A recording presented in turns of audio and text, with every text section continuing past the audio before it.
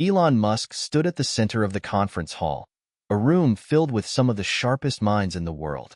His words echoed off the walls as he passionately described his vision for the future: space exploration, sustainable energy, artificial intelligence. The crowd was captivated, as usual, hanging on every word he spoke. Elon was used to this kind of attention. He thrived on the challenge of solving problems that seemed impossible to most. But today, something unexpected was about to happen. Hit subscribe and leave a comment with where you're watching from. As Elon wrapped up his presentation, a woman in the front row caught his attention. She wasn't one of the usual journalists or investors. She was different. Her posture was tense, her eyes wide with urgency. Elon had seen this kind of intensity before. Only this time, it wasn't about business. It was about something else. The woman stood up, catching the attention of everyone around her. "Excuse me, Mr. Musk," she called out, her voice shaking slightly. "I need to speak with you. It's about my son." The room fell silent. Everyone knew that Elon had a reputation for not tolerating interruptions, but for some reason, his curiosity was piqued. He had no idea what to expect, but he felt a strange pull in his gut. After a long pause, he nodded, signaling her to approach. The woman stepped forward, and the crowd murmured in confusion. What could she possibly want to say? She stopped in front of him, her eyes filled with a mix of apprehension and something else: determination.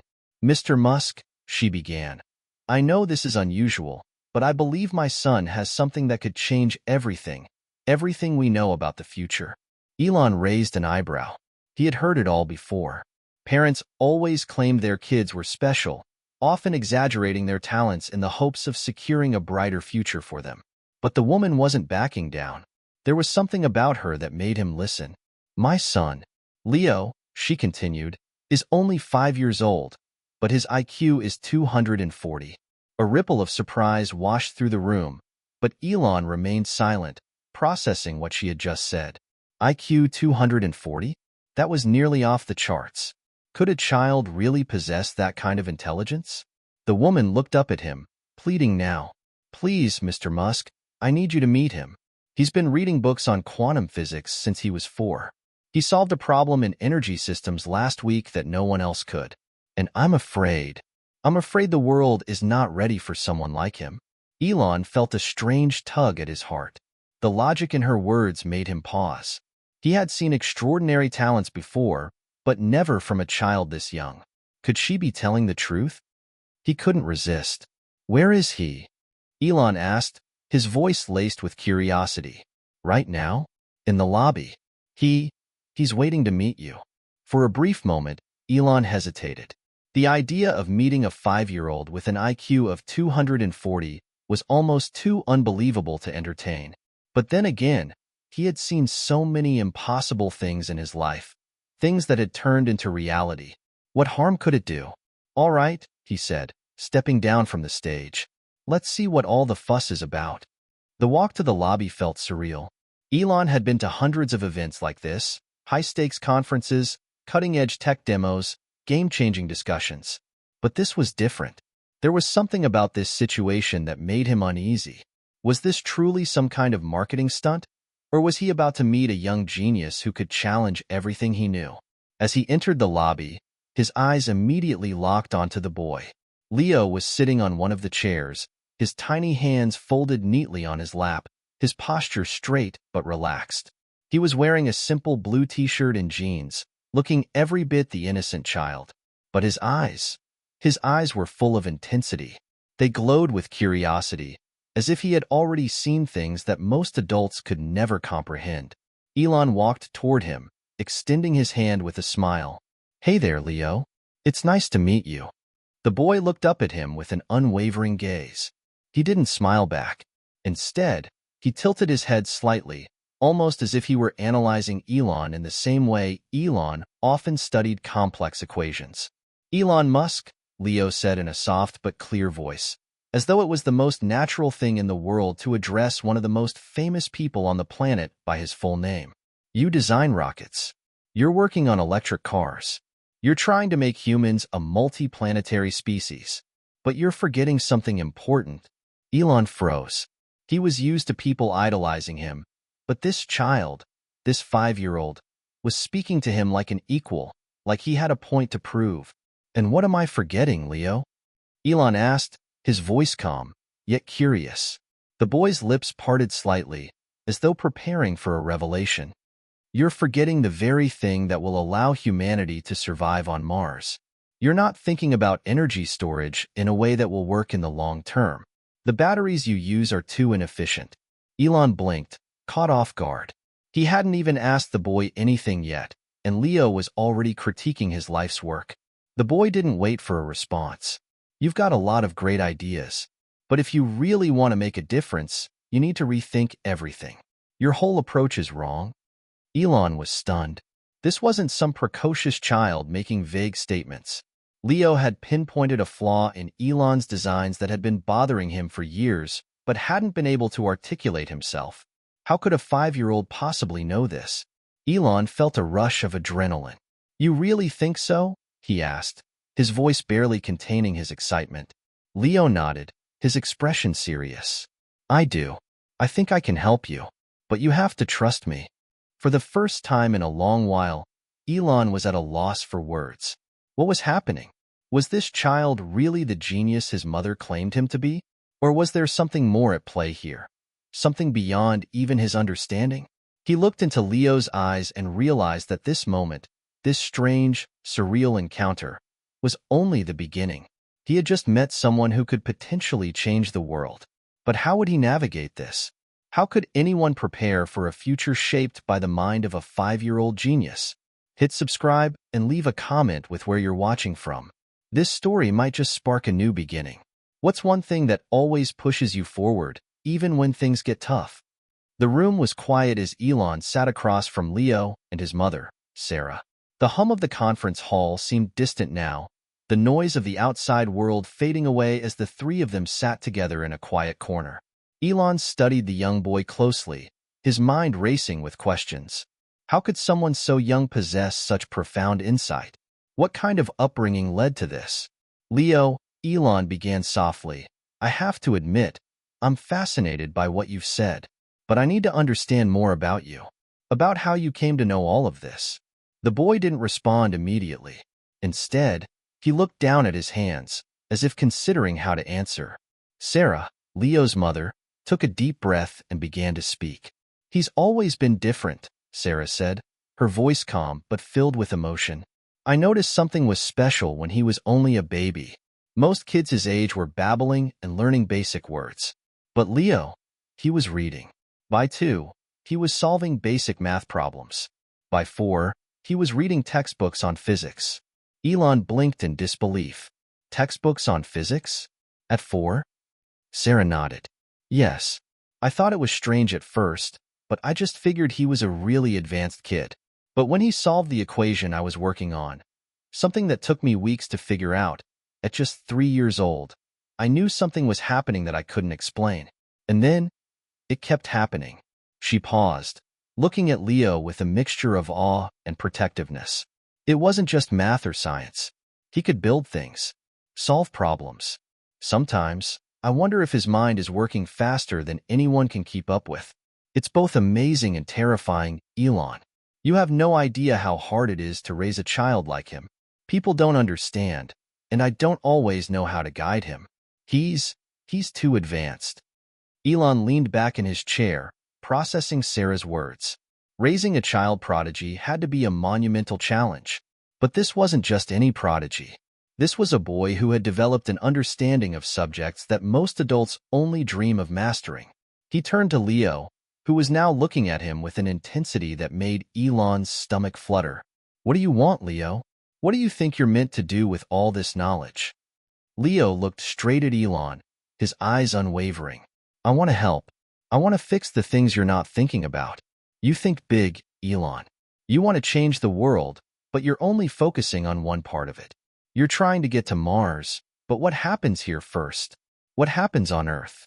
You can't fix one planet without fixing the other, and I know how to do it." Elon felt a chill run through him as Leo's words sank in. The simplicity of his statement, combined with the depth of understanding behind it, was enough to shake even someone as seasoned as Elon. He glanced at Sarah, who was watching Leo with a mixture of pride and concern. "Do you know what kind of burden this puts on him?" she said, her voice breaking slightly. "I can't just let him work on projects with adults who think he's a freak. I've been trying to keep him grounded, but it's not easy. The world isn't kind to people who are different, and Leo is more different than anyone can imagine." Elon had heard stories of child prodigies before, but none like this. There were always people who tried to exploit young minds, to push them into things they weren't ready for, or to mold them into something they weren't. But Leo wasn't asking for fame or fortune. He was asking to change the world. "Maybe he's not ready yet," Sarah continued. "Maybe he's not ready for everything the world is going to throw at him." Elon's gaze drifted back to Leo, who was sitting quietly, listening to his mother. There was something in the boy's eyes that suggested he already understood far more than any child his age should. It wasn't just intelligence, it was wisdom. A kind of wisdom that felt both terrifying and awe-inspiring. "Sarah," Elon said, his voice quiet but steady, "I understand your fears. I really do. But we're talking about a mind that could change everything. If what Leo says is true, then he may have the answers to problems that humanity hasn't even begun to tackle. Energy, space travel, the future of technology, he could shape all of it." Sarah's expression softened, but her eyes still held a trace of doubt. "And if he's wrong? What happens then?" Elon smiled, a glimmer of excitement flashing across his face. "Well, then we'll learn from it. We'll try again. But I think it's worth the risk." Leo, for the first time, broke his silence. "I'm not wrong. I don't make mistakes. But I do need help. I need someone to trust me." Elon stared at him for a moment, trying to process the enormity of what was happening. Here was a child, not only with the intelligence to rival the greatest minds of history, but also the determination to change the world. And there, across from him, was a mother who was doing her best to shield him from the weight of it all. "Leo," Elon said finally, "I'm willing to trust you, but we have to do this carefully. You can't take on the world all at once. You need time to grow, time to understand the consequences of your ideas. But if you're serious about helping, if you're serious about changing things, then I want to work with you." The room fell silent again, and for a moment, it felt as though the entire world was holding its breath. Leo didn't smile, but his eyes sparkled with something deeper, something even Elon Musk couldn't name. The weeks that followed Leo's introduction to Elon Musk were nothing short of extraordinary. Leo had settled into a routine, spending hours with Elon and a handful of trusted engineers and scientists, working on new, groundbreaking projects. What Elon initially thought might be a passing fancy had turned into something far more serious. Leo's mind, even at the age of 5, operated at a level that could challenge the brightest adults. His insights were precise, his creativity limitless. But as the days passed, tensions began to build, not just between Leo and the outside world, but within Elon himself. It all started when Leo suggested a new approach to the energy crisis, an energy storage solution so radical, so different, that it made Elon's team uncomfortable. "We don't need bigger batteries," Leo said one afternoon as they all sat around a whiteboard. "We need quantum energy synchronization." Elon had stared at him in confusion, and one of the engineers, an experienced researcher named Sarah, raised an eyebrow. "Quantum energy synchronization?" she asked, the skepticism clear in her voice. "Leo, even if we could theoretically manipulate energy at that scale, the infrastructure to support it doesn't exist. It's theoretical at best. We're talking about building an entirely new field of science." Leo didn't flinch. He simply looked at Sarah, his eyes unwavering. "It's not theoretical. It's practical. We just haven't discovered how to tap into it yet." Elon leaned back in his chair, arms crossed, deep in thought. His mind raced, trying to understand how a 5-year-old could be so certain of something so complicated. Quantum mechanics, energy storage, and manipulation of forces beyond what even he had imagined. They were concepts Elon had worked with for years, and yet, here was this child, barely old enough to understand the social complexities of kindergarten, offering solutions that defied current understanding.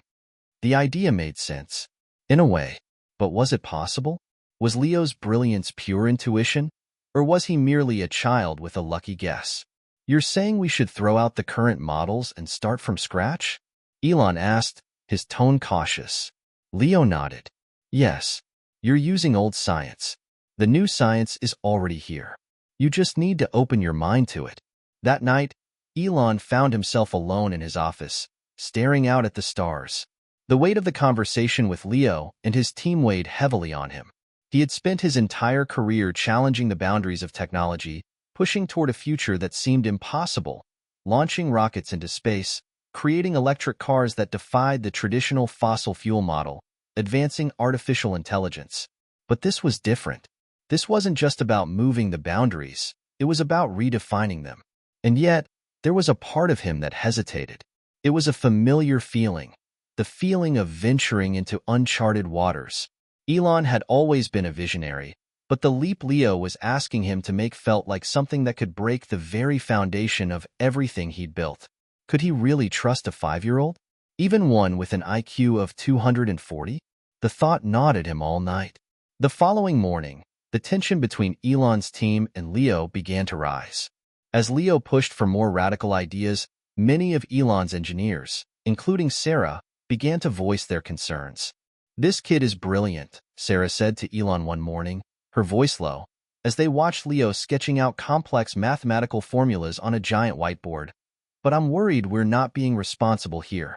We're talking about completely overturning decades of research. What if we're wrong? Elon exhaled slowly, rubbing his temples. He had been wrestling with these thoughts for days now. Part of him felt that Leo's ideas had the potential to change the world. But the other part, his logical, more cautious side, wasn't so sure. I don't know, Elon admitted. But what if he's right? What if he's seeing something we're missing? It's like he's already 2 steps ahead of all of us. Sarah's face tightened. I understand that. But we need to be careful. This isn't just about us, or even about Leo.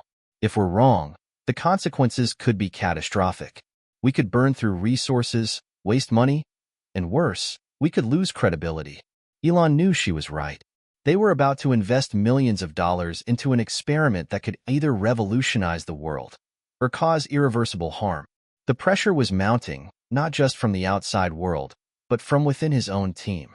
The people he had trusted for years were beginning to question him. The conflict didn't stop there. As Leo's ideas became more prominent, the media caught wind of his unusual partnership with Elon Musk. The press had a field day. Articles ran with headlines like, Elon Musk's new genius partner, a 5-year-old with the IQ of a supercomputer, and the next Einstein. Is Elon Musk raising a superchild? At first, it seemed harmless. But soon, the pressure of the public spotlight began to wear on Leo, who had never asked for fame. One afternoon, Leo sat in a quiet room, alone. Elon, walking by, noticed the door slightly ajar. He knocked gently and peered inside. Leo was staring at a wall, his small hands gripping a toy spaceship, but his eyes were distant. Elon, Leo said without turning around, I don't want to do this anymore. Elon stepped into the room, kneeling down to Leo's level. What do you mean, Leo? I don't like it, Leo said quietly. The world is too loud. People keep talking about me, and I don't understand why. I didn't ask for all of this. I just want to help, but they're treating me like I'm a circus animal. Elon's heart sank. He had been so focused on the big picture that he had overlooked the emotional toll this was taking on Leo.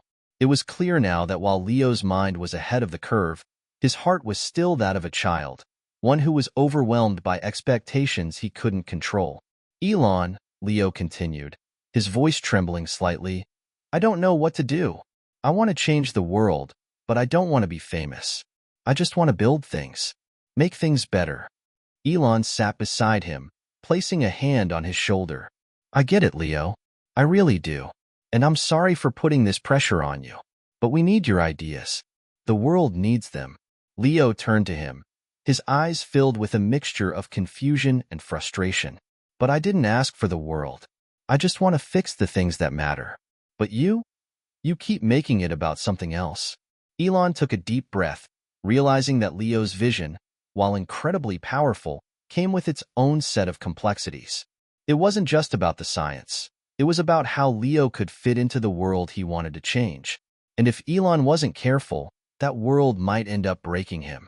Elon spent the following days in a haze, torn between his desire to help Leo and his growing concerns about the path they were on.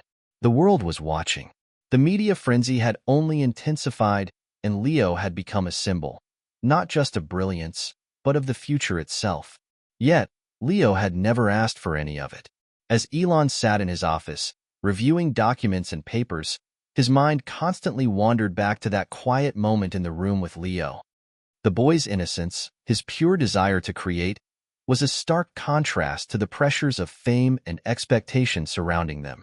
It was clear that, while Leo had the mind of a genius, his emotional maturity had not kept pace with his intellect. The weight of the world was on his small shoulders, and it was slowly breaking him. That's when Elon made a decision. It was time for Leo to experience something different, a real-world challenge that wasn't about technology or fame, but about the human experience. He needed to be grounded. Leo needed to remember what it meant to be a child. And if they were going to work together to change the world, it had to be on Leo's terms, not the world's. Elon arranged for the two of them to travel to a remote part of the world, far from the media, the press, and the public eye. It wasn't just about giving Leo a break from the constant spotlight. It was about giving him the space to think freely, without the constant noise. Elon had chosen the outskirts of the Canadian wilderness, a place where technology was scarce and nature reigned supreme. They arrived at a small cabin near the edge of a forest. The air was crisp, the sky clear, and the sound of birds and rustling leaves filled the silence. It was a far cry from the hustle and bustle of the Silicon Valley labs where Elon usually worked. There were no screens, no distractions, just the land and its vastness. This was exactly what Leo needed. "Welcome to your new playground," Elon said as they stepped out of the small plane that had landed them there. Leo's face lit up with a quiet curiosity. "This is where we're going to work?" he asked, scanning the landscape, his eyes filled with wonder. Elon smiled. "Not work. Play. Think. The best ideas come when you let your mind wander and breathe. Here, you can be yourself. No pressure, no expectations. Just you and the world around you." They spent the first few days hiking through the forest, building small shelters, and experimenting with the natural resources they found. Elon didn't push Leo. Instead, he observed, allowing the boy to lead the way. Leo seemed to relax in the fresh air, his mind slowing down. It was as though the weight of the world had been lifted from him. And during their walks, as they ventured deeper into the wilderness, they started to talk. Not just about science, but about life.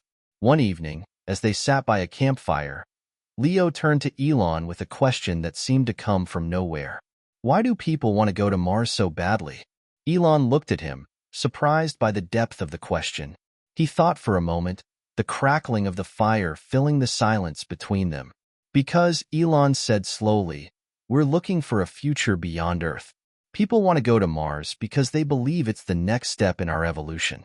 It's about survival, about finding a way to ensure that humanity doesn't become extinct." Leo nodded thoughtfully, his eyes reflecting the flickering firelight. "But what if we can't fix things here first?" he asked. "What if we just leave Earth behind and then mess up Mars too?" Elon was taken aback. Leo had a way of seeing things that most adults couldn't, and it hit him in that moment. Leo wasn't just concerned with space travel.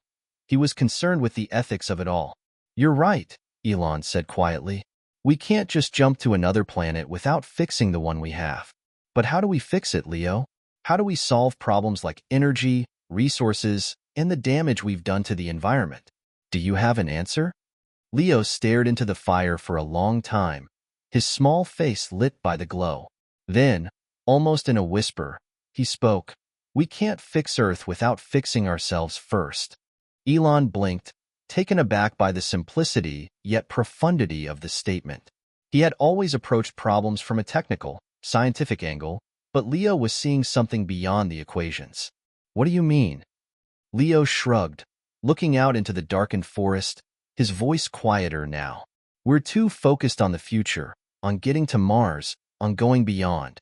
But we don't fix what's broken inside of us. We have to fix the way we think. We're so focused on the next thing that we forget how to take care of the one thing we have now, Earth. Elon felt the weight of Leo's words settle deep in his chest. For all his brilliance, Leo had just distilled the human condition into one sentence. Elon had always seen himself as a forward thinker, pushing humanity toward the stars. But Leo, at 5 years old, had just reminded him that sometimes the key to moving forward was to go back to the roots of what really mattered. It was a turning point for Elon. This wasn't just about solving technical problems. This was about understanding humanity itself. Leo had, in his simple yet profound way, opened his eyes to a new perspective. Over the next few weeks, Elon began to approach their work from a different angle. Instead of pushing Leo toward the most groundbreaking, disruptive technologies, he began to consider Leo's views on balance, on harmony between progress and preservation, between technology and humanity. They spent time discussing everything. Quantum energy synchronization, yes, but also the ethics of AI, the balance of resources, and the importance of sustainable growth. Leo's genius wasn't just in solving equations. It was in understanding the human side of innovation, the way progress and responsibility must coexist. One evening, after a long day of discussions and experiments, Leo turned to Elon with a smile. "I think I know what we need to do," he said, his voice filled with confidence. "It's not just about fixing energy. It's about changing the way people think about energy. We need to make it something that everyone can see, feel, and understand. We need to make it part of their everyday lives." Elon smiled back, the weight in his chest lifting. For the first time in weeks, he felt like they were on the right path, together. The atmosphere around the cabin had shifted. Over the past few weeks, Leo had transformed, not just in terms of his work, but in the way he saw the world. The remote wilderness had given him the space to think and grow. He was no longer burdened by the weight of expectations. He was free to explore his ideas without the pressure of being a prodigy. And yet, despite the clarity he had found in the wilderness, there was still an undercurrent of uncertainty. The idea that Leo had proposed, transforming the way people understood energy, was revolutionary, but it was still in its infancy. No one, not even Elon, knew exactly how to implement it. The concept of making energy something tangible, something that people could see, feel, and interact with, was difficult to grasp. But Elon had learned to trust Leo's instincts. For all the pressure that weighed on the boy's young shoulders, there was a quiet confidence in his approach that felt, in some ways, more authentic than anything Elon had ever experienced in the cutthroat world of Silicon Valley. Then came the phone call that would change everything. It was a bright, cool morning when Elon's phone buzzed, pulling him out of the quiet moment he was sharing with Leo. They were sitting on the porch, watching the sunrise over the forest. For the first time in what felt like forever, everything seemed at peace. But the buzz of the phone shattered that peace. Elon glanced at the screen. It was a message from his team back at the Tesla factory. His heart sank. "What is it?" Leo asked, noticing the change in Elon's expression. His tone was calm, but there was a hint of concern in his voice. Even though he was a child, Leo had developed a sensitivity to Elon's moods. Elon hesitated for a moment. "Something's happened at the factory. There's a problem with one of the new energy storage systems we've been developing." "A serious one?" Leo's eyes widened, but his face remained neutral, as if he were processing the information in a way that Elon couldn't quite grasp. It wasn't fear or panic. It was more like a quiet understanding that things were about to get much more complicated. "We need to go back," Elon said, his voice suddenly hard. "This could be bigger than we thought. I need to get to the factory and figure out what's going on." Leo didn't argue. Instead, he simply nodded, as if he'd known this moment was coming. The drive back to the Tesla factory was long, filled with silence. The tension was palpable, not just between Elon and his team, but in the air itself.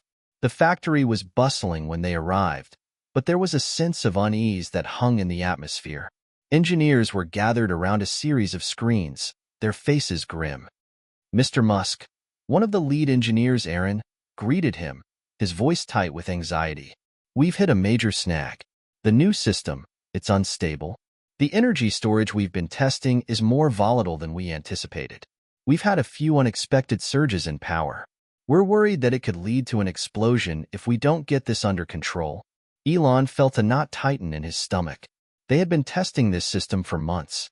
It had been the centerpiece of their new energy initiative, a breakthrough that promised to solve the world's energy crisis. But now it looked like it was on the verge of failure. He turned to Leo, who had been standing quietly in the corner, watching the scene unfold. The boy's presence seemed out of place in the midst of the tension, but his calm demeanor was oddly reassuring.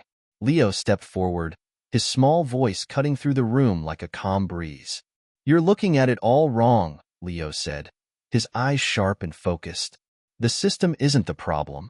The way you're trying to control it is." Everyone in the room stopped, turning to stare at the young boy. Elon felt a jolt of surprise. "Leo, what are you talking about?" he asked, his voice a mix of curiosity and concern. "The energy isn't the issue," Leo continued, his gaze unwavering. "It's the way you're trying to store it. You're treating it like it's just another resource, something you can contain and control. But that's not how energy works. It's alive. It's dynamic. You can't just box it in and expect it to behave." The room was silent. Elon's team, including the most seasoned engineers and scientists, exchanged confused looks. But Elon? Elon was listening. For the first time, he saw in Leo the same kind of unshakable confidence that had driven him to build Tesla and SpaceX. "What do you suggest we do?" Elon asked, his voice filled with both desperation and hope. It was a question he had never expected to ask of a 5-year-old, but here they were. Leo looked around the room, his gaze thoughtful. "You need to stop thinking of energy as a static thing. It's fluid. It moves, it shifts, it adapts. If you try to contain it in one place, it will fight back. Instead of trying to control it, you need to create an environment where it can exist freely. Only then will you be able to tap into its full potential." The engineers stared at him, unsure of what to make of his words. Elon, however, felt a spark of something, a feeling he hadn't had in a long time. It was the feeling of discovery, of possibility. Leo's idea was radical, but so was everything Elon had done in his life. "Elon, let me try something," Leo said suddenly, stepping toward one of the energy systems on the floor. His small hands, despite their size, moved with purpose and precision, tweaking components and adjusting connections that no one else dared to touch. Elon watched, heart in his throat. What if Leo was wrong? What if this failed and everything fell apart? But then, a strange thing happened. The lights in the factory began to flicker and hum in a way that they never had before. The energy storage system, once on the brink of collapse, began to stabilize. Slowly at first, but then with increasing strength. The readings on the monitors shifted, indicating that the power was no longer volatile. It was contained, but in a way that felt different. Leo stepped back from the machine, a small smile playing at the corner of his lips. "There," he said simply. "Now it works." The room stood still, the hum of the energy system the only sound breaking the silence. Elon's heart raced in his chest, not just from the success, but from the overwhelming realization that they had just witnessed something extraordinary. For all his brilliance, Leo had seen something that no one else could. He had understood the problem before anyone else even realized there was one. That night, as Elon lay awake in bed, the weight of the day settled over him. The breakthrough was monumental, bigger than anything they had imagined. But it wasn't just about the technology. It was about the way Leo had led them there. A 5-year-old, without the weight of decades of scientific dogma, had solved a problem that adults could not. And in that moment, Elon knew. This child wasn't just a prodigy. He was the future. But the future, as they both had learned, came with its own set of challenges. The days following the breakthrough were a blur of activity. The energy system that Leo had helped stabilize became the talk of the scientific community. News outlets picked up the story, calling it one of the most significant advances in energy technology in decades. But for Elon and Leo, the real triumph wasn't in the headlines. It was in what they had learned about themselves, about the world, and about the delicate balance between progress and understanding. In the weeks after the incident, Elon decided it was time to take a step back, to reflect on everything they had achieved, and more importantly, on the road ahead. Leo, still processing the enormity of what had just happened, spent his time in the cabin, sketching designs and writing complex equations that would go on to inspire a new wave of innovation. But there was an undeniable shift in the air. The tension that had once surrounded him seemed to have lifted, replaced by a quiet, almost reverent sense of purpose. One morning, Elon sat down with Leo on the porch once more, looking out over the vast expanse of wilderness that had given them both the clarity they needed. The world was now watching them, and the pressure was mounting again. But unlike before, Elon didn't feel burdened by the weight of the future. He felt a sense of peace. He had seen firsthand what Leo was capable of, and he had also seen the power of simplicity in Leo's ideas. "Elon," Leo said suddenly, breaking the silence, "I've been thinking a lot about what happened at the factory. I think we're on the right path, but it's not just about the technology. It's about how we use it. People aren't ready for something that revolutionary yet. They're too focused on controlling everything. But that's not the way forward." Elon turned to look at him, his mind processing the depth of Leo's words. "What do you mean?" he asked, his voice gentle. "The way we think about progress has to change," Leo said, his voice steady, as though he were a philosopher of old. "We can't keep building things that make life easier without understanding what the consequences will be. Energy, space travel, AI, all of it. It's not enough to just create. We need to think about how it affects the world, how it affects the people who use it. If we don't, we'll just be repeating the mistakes of the past." Elon felt a lump rise in his throat.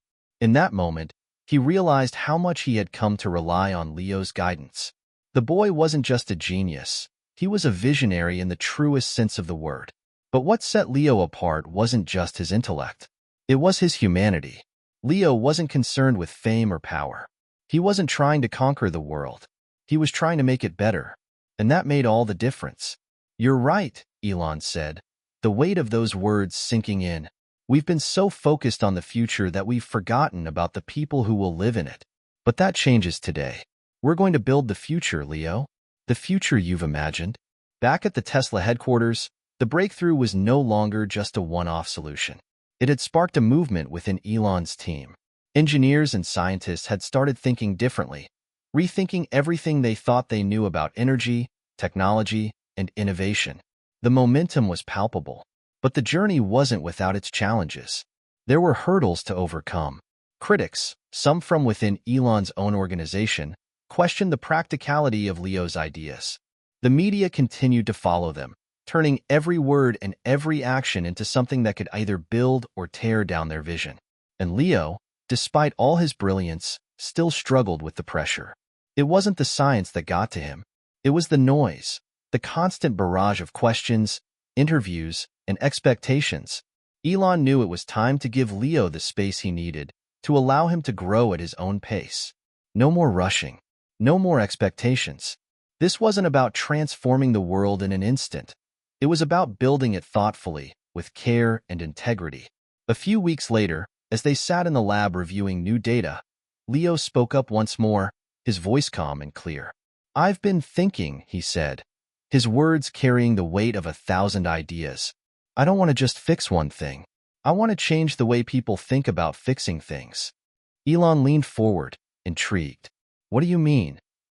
"It's not just about energy, or cars, or rockets," Leo said, his eyes lighting up. "It's about the way we approach problems. We can't just slap on a solution and call it progress. We have to understand the root cause. If we don't do that, we'll always be playing catch-up." Elon smiled, feeling a sense of pride in the young boy. This wasn't just innovation. This was wisdom. And it reminded him that, sometimes, the answers didn't come from years of study or research. Sometimes, they came from listening. Listening to the world around you.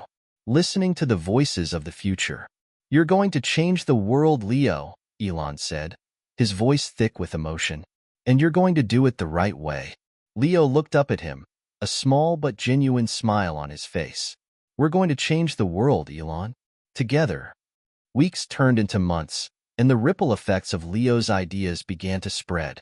New partnerships were formed, and companies that once operated in isolated silos began to collaborate with a new sense of urgency. People who had doubted Leo's vision now started to believe in it, and the world, once caught up in the noise of technological competition, began to realize that the future didn't lie in outpacing one another. It lay in working together to create something better for everyone. Elon's confidence in Leo was unwavering. They had both come so far, and yet, in many ways, their journey was just beginning. There would always be challenges, always be setbacks. But together, they had learned one of the most important lessons of all. The future is not something we build by ourselves. It's something we build together. As the sun set over the horizon, casting long shadows across the cabin, Elon looked at Leo one last time, a sense of peace washing over him. Leo had not only solved problems with his incredible intellect, he had opened Elon's eyes to something far more profound. In that moment, Elon knew, no matter what came next, they had found the right path. And together, they would change the world. The world had begun to take notice of Leo's brilliance. After the energy breakthrough, public interest surged. It wasn't just the scientific community or the tech world that had their eyes on Leo anymore. The media, social platforms, and governments alike were all buzzing about the 5-year-old genius who had helped Elon Musk reshape the future of energy. But with that attention came a darker side, pressure. Leo found himself at the center of a whirlwind that he didn't fully understand. He had never asked for fame. He didn't want to be the poster child for a new age of innovation. He simply wanted to understand how things worked, to explore, and to dream up ways to make the world a better place. And yet, he had become the world's most famous prodigy. Elon watched closely as Leo began to change, as the weight of expectations started to sink into his small shoulders. It wasn't the work that wore Leo down. It was the constant flood of questions, the interviews, the cameras in his face, and the growing belief that everything he said and did had to be perfect. It was hard to miss the subtle shifts in Leo's demeanor. He had once been filled with joy at the prospect of discovery. Now, he spent long hours staring at his notes, distant and quiet. He seemed more withdrawn, less the energetic, playful child Elon had grown to admire. Elon knew something had to change. One evening, as they sat in the lab reviewing data, Leo was noticeably distracted. His hands were still moving over the pages of equations, but his eyes were unfocused, distant. "Elon," Leo said, breaking the silence. His voice was softer than usual. "I don't think I can keep doing this." Elon's heart sank, his gaze snapping to Leo's face. "What do you mean?" he asked gently. "I'm tired," Leo said, his small voice tinged with exhaustion. "I didn't think it would be like this. Everyone expects me to have all the answers, to fix everything. But I'm just me. I don't know if I can keep up." Elon felt a wave of guilt wash over him. He had always pushed Leo, always encouraged him to think beyond the boundaries of what was possible. But he had never stopped to think about the cost to Leo's innocence, to his childhood. "Leo," Elon said, his voice calm but firm, "you don't have to do this alone. You don't have to carry the weight of the world on your shoulders. This journey isn't just about you. It's about all of us. And you don't need to be perfect. Just be yourself." Leo looked up at him, his big brown eyes filled with uncertainty. "But what if that's not enough? What if I can't fix everything?" Elon leaned forward, meeting Leo's gaze with the same intensity he had once used in his own early days of building Tesla and SpaceX. "You don't need to fix everything. You just need to do your part. And your part, Leo, is already bigger than anything I could have ever imagined. You've already changed the world." For the first time in weeks, Leo smiled, a small, genuine smile that made his whole face light up. It was the first time in a long while that Elon saw the spark of joy in Leo's eyes. It wasn't just about fixing the world. It was about finding peace with what they had already accomplished and understanding that perfection wasn't the goal. In the days that followed, Elon made a decision. They would take a break. They would step away from the limelight, from the constant demands of the media, and spend more time away from the chaos of the world. Together, they would return to the wilderness, the place where Leo had first found clarity and joy. It was time to unplug, to reset, and to reconnect with the simple, unhurried pace of life.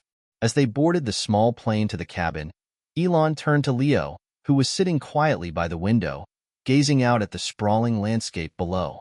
"This is just for you, Leo," Elon said, his voice gentle. "You don't have to do anything. No expectations. Just time to think, breathe, and be. You've earned it." Leo nodded, his face softening with relief. The pressure of the past months seemed to fall away from his shoulders as they flew farther from the noise of the world. When they arrived at the cabin, it felt like a return to something fundamental. The air was fresh, the world outside peaceful and untouched. They spent their days hiking, talking, and exploring the wilderness. Nothing more, nothing less. One evening, after a long day of walking through the forest, they sat by the fire, the flames casting a warm glow across their faces. Leo stared into the fire for a long time, as if searching for something deep within the flames. "Elon," Leo said quietly, "I think I've figured it out. I've been thinking a lot about what we're trying to do with energy, with space, with everything. I think it's not just about solving problems. It's about creating a space for people to think about the future, not just the present." Elon watched Leo closely, his heart swelling with pride. "What do you mean?" Leo's voice grew more confident as he spoke, his eyes never leaving the fire. "It's like what you always say, humans need to dream big. But right now, people are too scared. They're focused on what they're losing, not what they're gaining. What if we showed them a future where they're not afraid? What if we gave them the space to dream, to build, to grow?" Elon was silent for a long moment, contemplating Leo's words. They were simple, yet profound. It wasn't just about making new discoveries. It was about creating a world where those discoveries could thrive, where people could imagine and build without fear of failure. "You've got it, Leo," Elon said finally, his voice thick with emotion. "That's the key.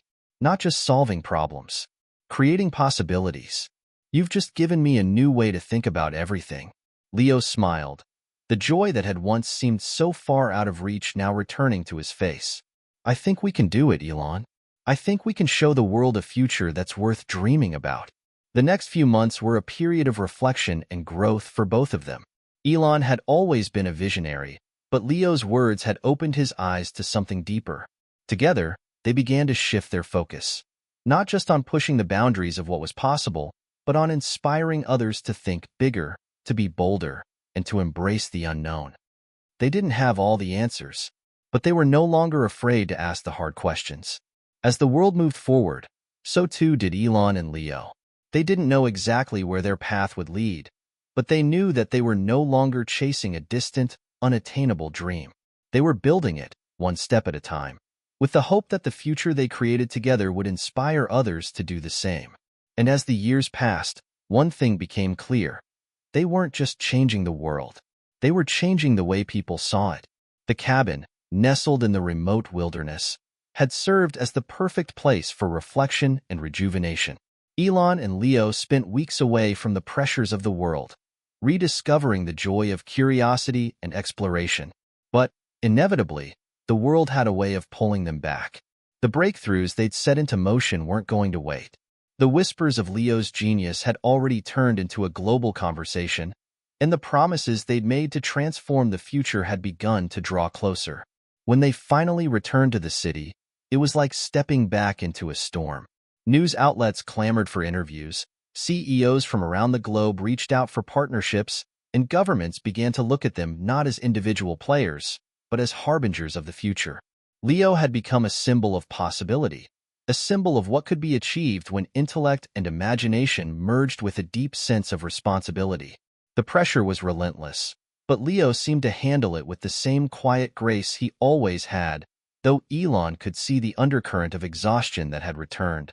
One morning, as Elon sat at his desk in Tesla's headquarters, Leo sat beside him, fiddling with an old, unused circuit board. Elon looked at Leo, wondering how he had managed to stay so composed through it all. "You know, you've created something big, Leo," Elon said, his voice tinged with awe. "The world is changing, and it's all because of you." Leo didn't look up from his work, his hands busy adjusting the components. "I didn't do it alone, Elon.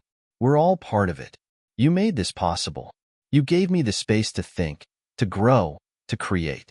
I couldn't have done it without that." Elon smiled at the humility in Leo's words. It was the same humility that had kept him grounded even after the incredible success they'd experienced. But Elon also knew that the real challenge was coming. They had moved past the early stage of discovery. Now, they had to take these ideas and actually implement them on a global scale. It wasn't going to be easy. People were still afraid of change, of what the future could mean for them, and any misstep could throw everything into chaos. But Leo had a plan, a vision for a world that was driven by collaboration, innovation, and a deep sense of purpose. And Elon was determined to help him bring that vision to life, no matter the cost. The next few months were filled with high-stakes meetings, groundbreaking proposals, and intense planning sessions. Elon and Leo worked together to lay the foundation for what they called the Global Innovation Network, a massive initiative designed to bring together the brightest minds across the world to solve humanity's most pressing challenges, starting with sustainable energy. The goal was simple: to create an open-source platform where people could share, collaborate, and develop technologies that would change the world for the better. But despite their best efforts, not everyone was on board with their vision. Skeptics in the scientific community questioned the feasibility of their ideas. Corporations, some of the biggest players in the energy and technology sectors, fought tooth and nail to maintain the status quo. And governments, unsure of how to navigate this new world of rapid innovation, were hesitant to commit. The obstacles were numerous, but Elon and Leo pressed on, determined to prove that the future they envisioned wasn't just a dream. They needed to show the world that they could make it real and that it could benefit everyone, not just the privileged few. And then, just when it seemed like they were making headway, disaster struck. It happened one evening, late in the middle of a particularly tense conference. Elon had just returned from a trip to Europe where he had secured a major partnership with an international coalition of green energy companies. They were ready to launch the first phase of their global energy grid, a project that would revolutionize how energy was distributed and consumed. But as Elon was finalizing the details, news broke that a series of explosions had occurred in one of the Tesla plants back in the US, destroying months of progress on a crucial new battery design. The media frenzy that followed was immediate. Critics from all corners of the globe seized on the incident, calling it a sign of hubris, a failure of the very systems Elon and Leo had been working to build. Some even questioned the safety of the new technologies, claiming that they were pushing the boundaries too far too quickly. Elon's heart sank as he read the reports. The project they had worked so hard to bring to life was now at risk, and the pressure on Leo was unbearable. This wasn't just a failure of technology. It felt like a failure of vision, a step backward in everything they had set out to achieve. The weight of it all hit Leo harder than anyone had expected. He locked himself in his room for days, barely eating or sleeping, consumed with guilt and doubt. Elon tried to reassure him, but nothing seemed to break through the wall of frustration and fear Leo had built around himself. "Elon, maybe I've done something wrong," Leo finally said, his voice trembling. "Maybe I'm not ready for all this. I didn't ask for any of this. I just wanted to fix things. But now it feels like I've only made it worse." Elon sat beside Leo, placing a hand on his shoulder. "Leo, this isn't your fault. What happened at the factory was a setback, but it doesn't mean the end of the road. We're going to fix it, together. This isn't about one failure. It's about how we respond to it." Leo shook his head. "But what if we can't fix it? What if we can't make everything work?" Elon paused, thinking for a moment. "You've already fixed so much, Leo. You've done things that no one else could. We all have setbacks. But what defines us is how we handle them. Failure isn't permanent. It's a lesson, a stepping stone." Leo looked up at him, his eyes still uncertain but filled with a flicker of hope. "You really think we can do it?" "I know we can," Elon replied, his voice unwavering. "And the world will see that, too. We'll learn from this. We'll adapt. And we'll come back stronger." The next few weeks were spent reworking the designs, rethinking the approach, and getting back to the core principles that had driven them from the very beginning. They worked tirelessly, diving back into their plans with renewed determination. And as they did, something remarkable happened. The very setback that had threatened to derail everything became the catalyst for an even greater breakthrough. With fresh insights from the failure, Elon and Leo reimagined the technology.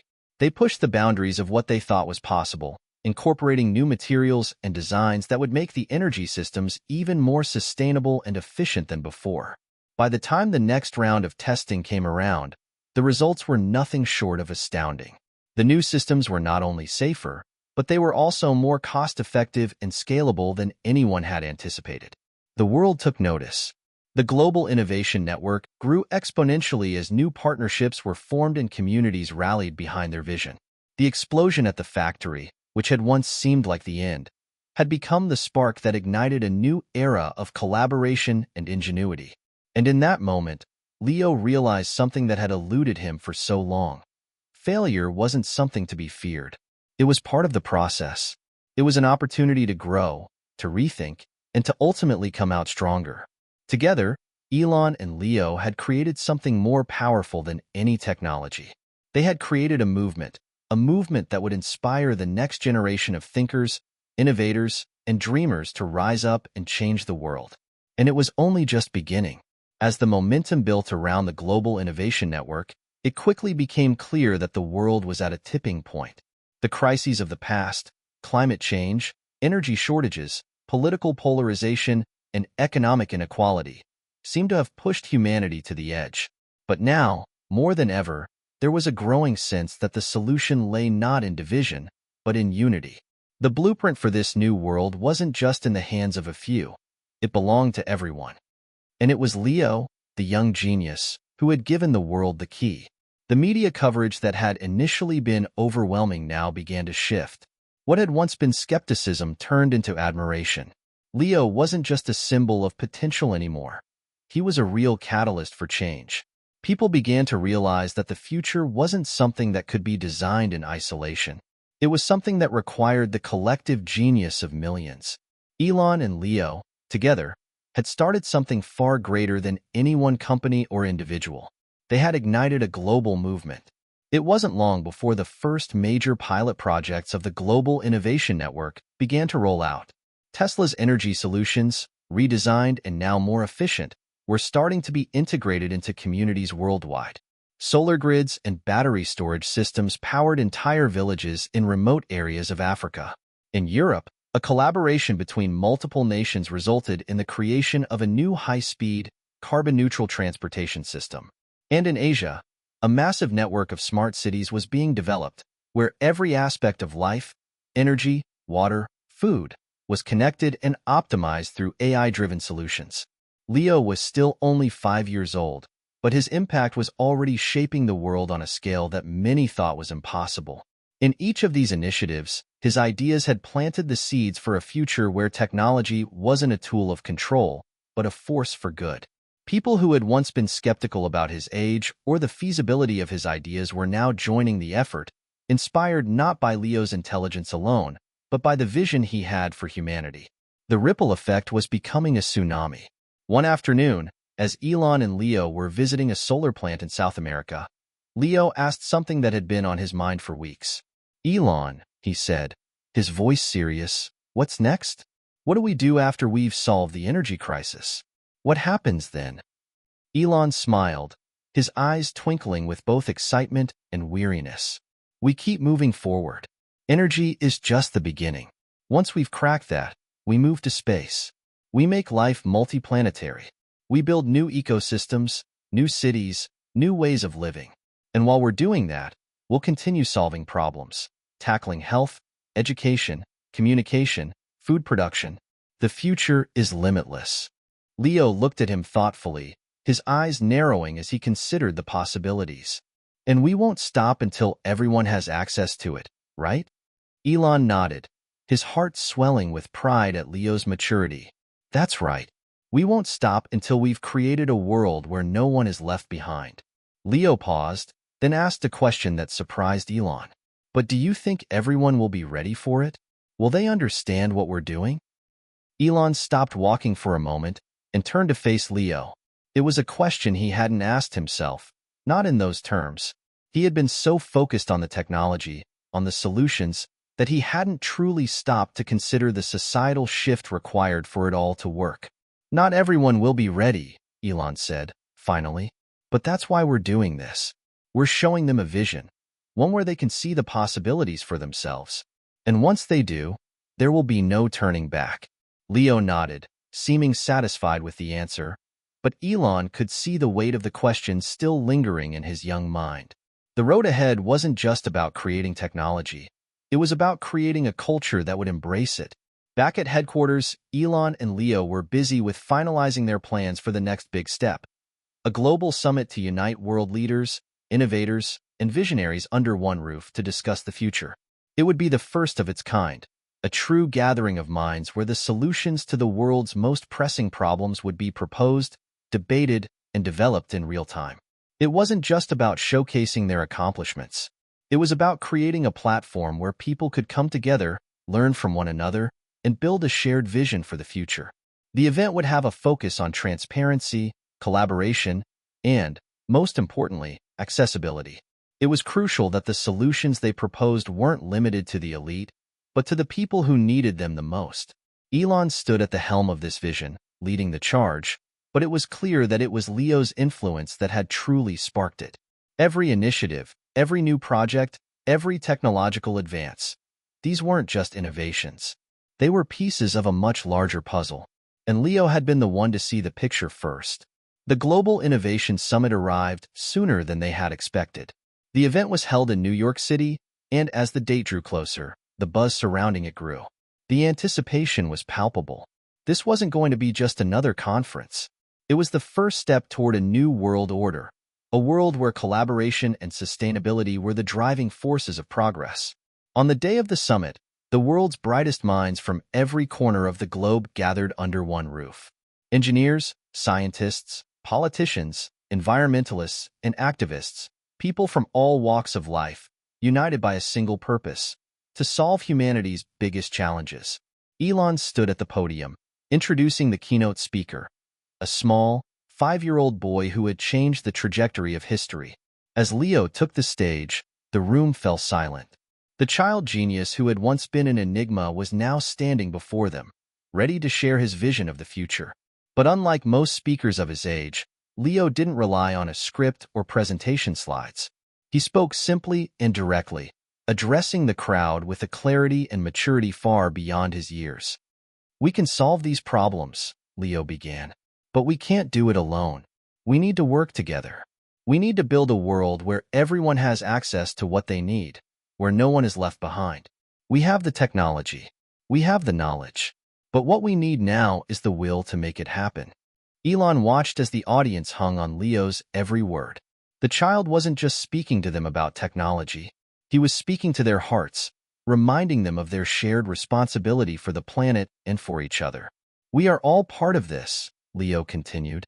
"We're not just building for ourselves. We're building for the future. And that future doesn't just belong to us. It belongs to everyone." The applause that followed was deafening. For the first time, the room wasn't just applauding the technology or the breakthroughs.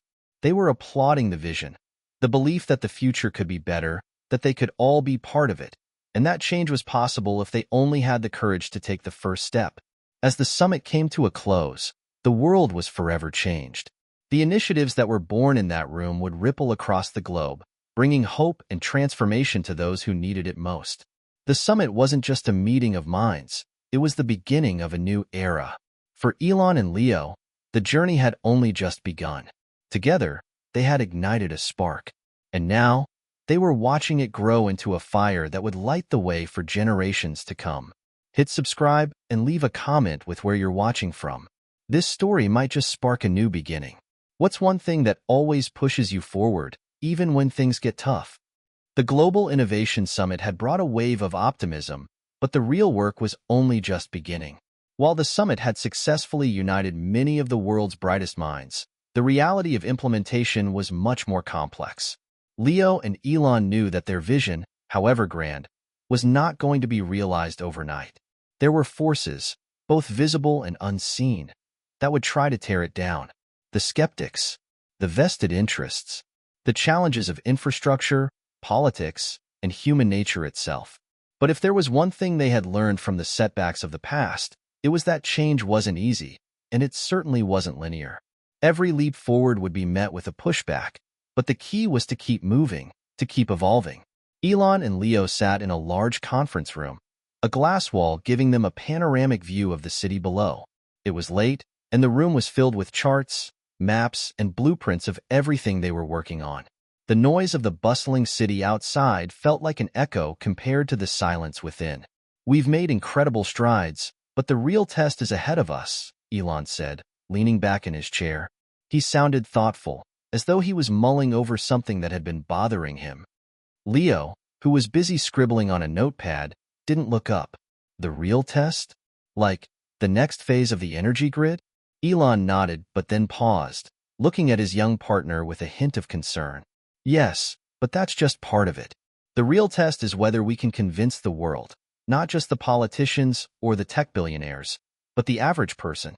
People who have been stuck in their ways for generations, people who don't see this as a gift but as a threat." Leo looked up at him now, his expression serious. "You think they're going to fight us?" "I don't think," Elon replied. "I know." The days following the summit were filled with nonstop discussions. World leaders were reaching out, many offering support, while others were skeptical of how quickly the solutions could be scaled. The media attention had exploded, with some outlets celebrating their work, while others began to challenge whether the rapid pace of change was sustainable. As tensions mounted, a new challenge emerged from within the ranks of the global innovation network. Some of the more powerful corporate partners, companies that were vital to the infrastructure plans, began to question the direction of the project. Some feared they would lose their foothold in the market. Others were worried about the massive costs associated with transitioning away from fossil fuels and towards sustainable solutions. There were murmurs of hesitation, and it became clear that not everyone who had once pledged support was fully on board with the reality of what needed to be done. One afternoon, as Elon was meeting with a group of high-profile business leaders, Leo stood in the doorway, looking frustrated. "I don't get it," Leo said, his voice sharp with confusion. "Why are they fighting so hard to keep things the way they are? Don't they see how much better the world could be?"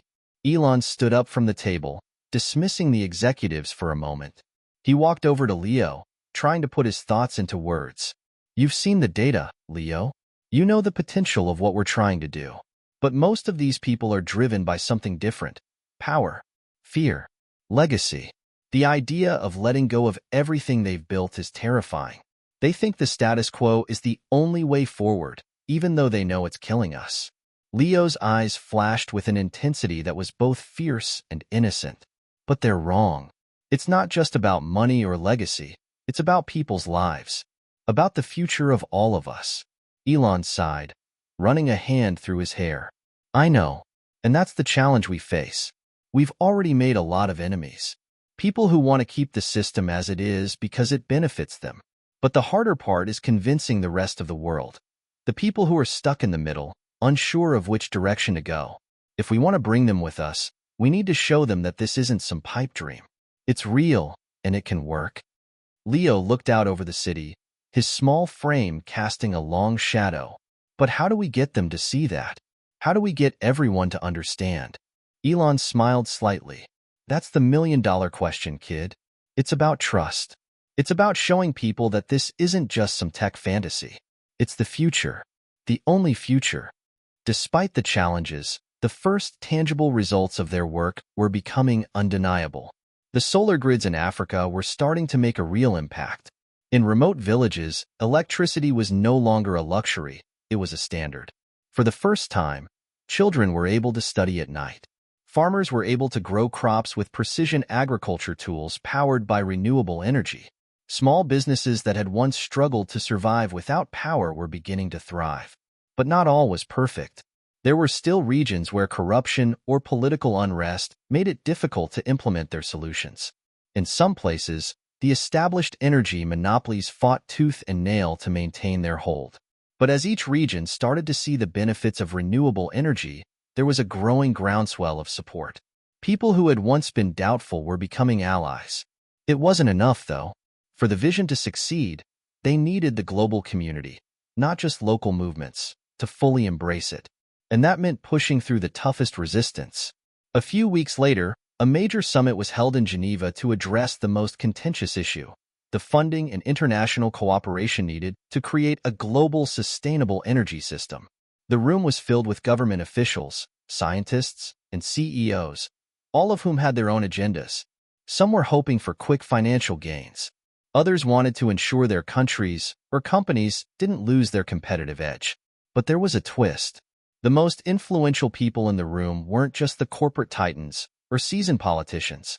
It was Leo, standing at the center of the room, speaking not only from the perspective of innovation but from the moral clarity that only a child could possess. "Why is it so hard to do the right thing?" Leo asked the room, his small voice carrying with a gravity that silenced everyone. "We have everything we need to fix the world, and yet we're still stuck arguing over who gets to profit. We're all in this together. No one can solve this alone. But if we don't work together, we're only going to make things worse." Elon watched as the room hung on every word. Leo had a way of cutting through the noise, of reminding everyone in that room what the real stakes were. They weren't just talking about power grids and technology. They were talking about the survival of the planet and the well-being of billions of people. For the first time in weeks, something shifted. People in the room began to understand, really understand, that this wasn't just a business venture. It was the future. They had a choice, adapt or perish. And as Leo's words reverberated through the halls of power, Elon felt a quiet certainty settle over him. This was the moment. The time had come for the world to act. The next few months would be some of the most challenging they had ever faced. There would be resistance, setbacks, and moments when it seemed like their vision was slipping away. But with each victory, each partnership, and each new ally gained, Elon and Leo knew that they were on the right path. And despite the obstacles ahead, one thing was clear. The world was waking up. Slowly, but surely, the change was coming. As the global innovation network continued to evolve, the weight of their ambitions began to take its toll. The idea of changing the world, of solving its biggest problems, was noble, but the path to success was anything but smooth. Challenges mounted from every angle, and for the first time, Elon found himself questioning the cost of what they were trying to achieve. Despite their wins, there was increasing pushback from powerful groups invested in maintaining the status quo. Fossil fuel giants, who had dominated the global economy for over a century, were beginning to feel the pressure. Their lobbying efforts grew more aggressive as they fought to keep traditional energy solutions alive. There were subtle, and not so subtle, attempts to derail their projects. Lawsuits, smear campaigns, and even rumors spread through the media. On the other hand, there was also internal strife. Not all of the members of the Global Innovation Network were aligned with the same vision. Some were focused purely on the technological advances and their financial gains. Others, like Elon, saw the mission as much more than a business opportunity. It was a lifeline for the planet. But with such vast wealth and influence at stake, disagreements on strategy and purpose began to surface. One day, Elon and Leo were sitting together at the new Tesla headquarters, discussing the progress of their solar and energy storage projects. Elon looked exhausted. Despite all their progress, the weight of the world felt heavier with every passing day. "I don't think they realize what's at stake, Leo," Elon said, rubbing his forehead. "The people fighting us, the corporations, the politicians, the lobbyists, they don't see this as a fight for survival. To them, this is a game of power, a game of money." Leo, who was playing with a small robot on the table, looked up at him with an expression of concern. "You mean they don't care about the future?" "They care about their future. They care about their profits, their control," Elon replied, leaning back in his chair. "But not the bigger picture, not the future of humanity. And that's what makes it so hard. We're not just battling for resources, Leo. We're battling for hearts and minds, for a vision." Leo tilted his head, his brow furrowing slightly. "But if it's so obvious that we need to change, why do they keep fighting us?" "Because change is scary. It's unpredictable. And the people who benefit from the old system will fight like hell to preserve it. They'd rather maintain the illusion of control than take the risk of losing everything." There was a long silence as Leo processed this. "So, we just keep going? Even when it seems impossible?" Elon smiled, albeit faintly.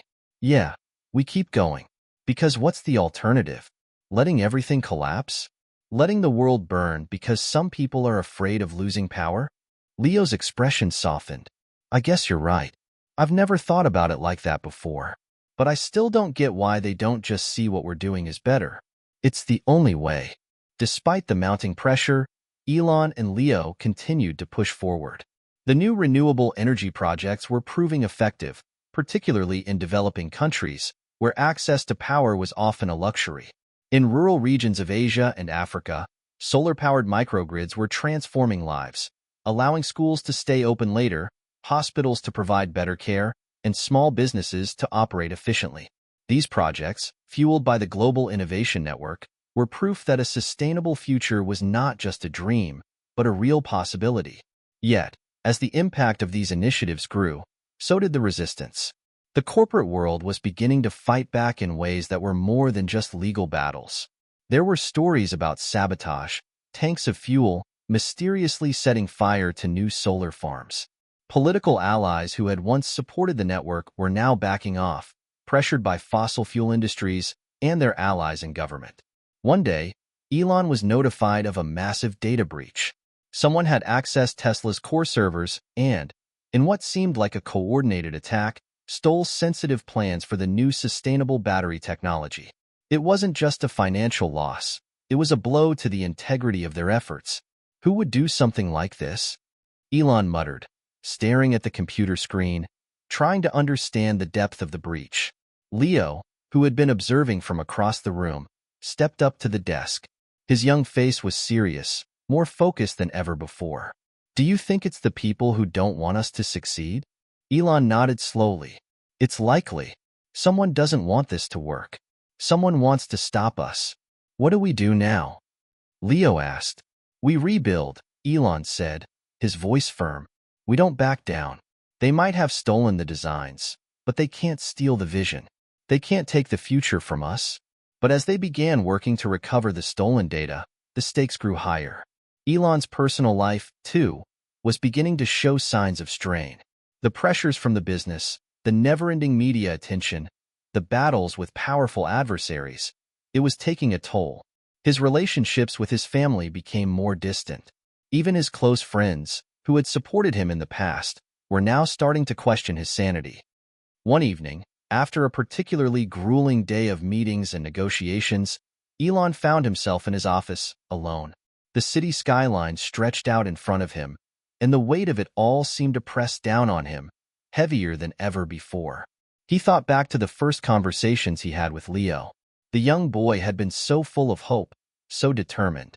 And now, despite their victories, the forces arrayed against them seemed insurmountable. His thoughts were interrupted when Leo walked into the room, looking up at him with those piercing, thoughtful eyes. You okay? Leo asked, his voice soft but full of concern. Elon turned away from the window, trying to mask his weariness with a smile. Yeah, just a lot going on, kid. Leo didn't buy it. He stepped closer, his small hands resting on the desk. You don't have to do it all alone, you know. Elon chuckled softly. You're 5 years old, Leo. I don't think I'm going to let you carry this burden. I'm not alone. You're not alone either, Leo said simply. We're doing this together. You said it before. This is bigger than both of us. Elon's expression softened. The exhaustion still lingered, but Leo's words hit home in a way he hadn't expected. He'd spent so much time trying to carry the weight of the world, trying to fix everything by himself, that he hadn't allowed himself to see that the greatest strength was in unity, not just with Leo, but with the people they were inspiring all over the world. You're right, Elon said, a slight smile tugging at the corner of his lips. We'll get through this. Together. The following months were marked by a series of decisive moments. There were breakthroughs in energy storage technologies, new partnerships with governments, and growing public support for sustainable energy initiatives. But there were also setbacks. The opposition became more vocal, the resistance more aggressive. And with every victory, the stakes seemed to rise higher. But one thing was undeniable. Elon and Leo were no longer just fighting for the future. They were fighting for the very soul of humanity's path forward. And no matter what obstacles lay ahead, they were determined to see it through. The months following the data breach and sabotage were some of the most challenging of Elon and Leo's partnership. The trust that had once been the foundation of their work was now shaken. Not only did they have to fight back against the enormous global forces working to stop them, but they had to rebuild everything they'd worked for, piece by piece. It wasn't just the technology that was at stake. It was the very vision of a future that seemed to be slipping through their fingers. Elon paced back and forth in his office, his mind spinning with possible solutions. He was used to facing down challenges. He had done it before with Tesla and SpaceX, but this was different. This wasn't just about launching a successful product or reaching a new milestone in the market. This was about saving the planet, creating a sustainable future for the generations to come. The weight of that responsibility was beginning to wear on him, especially with the mounting pressure from the media, investors, and political entities who wanted their own piece of the pie. And then there was Leo, the 5-year-old boy who had the heart and mind of a prodigy, who had helped guide him through some of the darkest moments. Leo, who was still so young, and yet, had seen the world in a way few adults ever would. Despite all the challenges, the boy never seemed to lose faith. But Elon could see the cracks in his own belief system starting to show, and he wasn't sure how to fix it. One afternoon, Leo walked into Elon's office, holding a small model of a wind turbine that he had designed himself. "I've been thinking," Leo began, his eyes serious as he laid the model on the table. Elon, still deep in thought, looked up, his face weary. "What's that?" "It's a new design," Leo said, pointing to the small turbine. "It's more efficient than the one we're using now. It's simple, but it could be a game changer." Elon raised an eyebrow. "A game changer, huh?" Leo nodded. "We don't need to keep fighting the system, Elon. We need to show them something better, something they can't ignore. We can't keep pushing back against the people who don't want to change. We need to give them a reason to change. Make it so obvious that they have no choice but to follow." For a moment, Elon stood still, staring at the model. The simplicity of Leo's words hit him harder than he had expected. It wasn't about fighting the status quo. It was about creating something so transformative, so clearly better, that the world would have no choice but to embrace it. It was like a light bulb flicking on in his mind. What if that was the key? What if they could show the world that sustainability wasn't just a necessary alternative, it was the better choice, the smarter choice? Leo's eyes glinted with a spark of excitement as he watched Elon's expression change. "What do you think?" "I think," Elon said slowly, "that you just might have cracked it, kid. We stop playing defense. We stop reacting. And we start leading with innovation. No one can argue with results. If we show them something they can't ignore, something they can't deny, then maybe we can shift the whole conversation." The next few weeks were spent in a frenzy of activity. Elon, Leo, and their team of engineers worked day and night on refining the new wind turbine design. Leo's idea was deceptively simple, but its efficiency was revolutionary.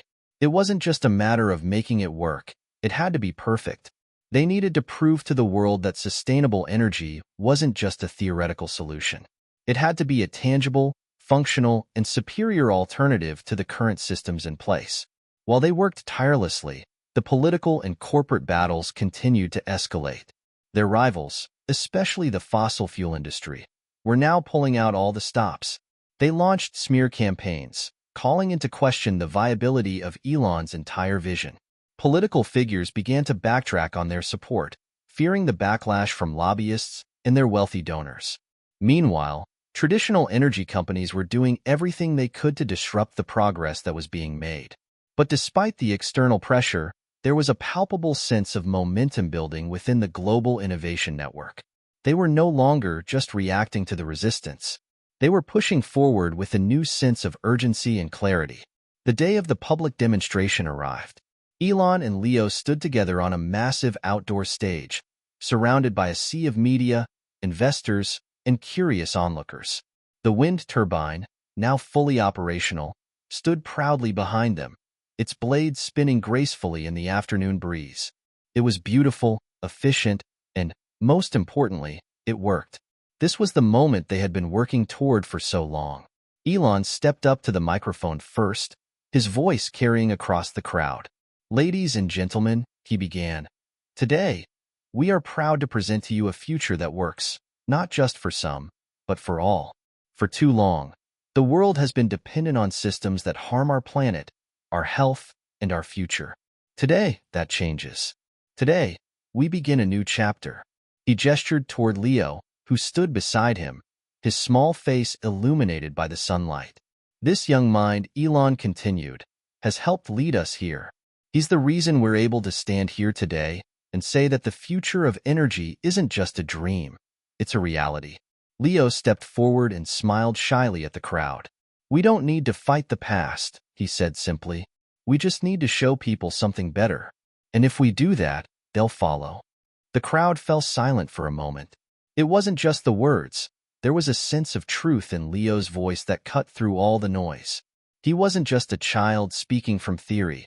He was speaking from the heart, and everyone could hear it. With a press of a button, the new wind turbine powered up, its blades spinning faster and more efficiently than anything anyone had seen before. The crowd erupted into applause, and for the first time in months, Elon felt a surge of hope. This was it.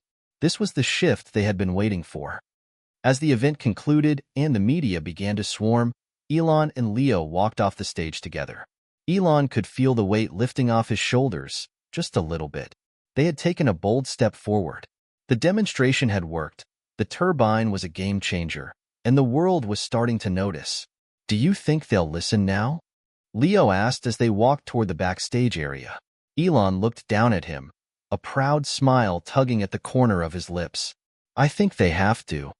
But as the day wound down and the press frenzy began to die down, the reality of the battle ahead came crashing back.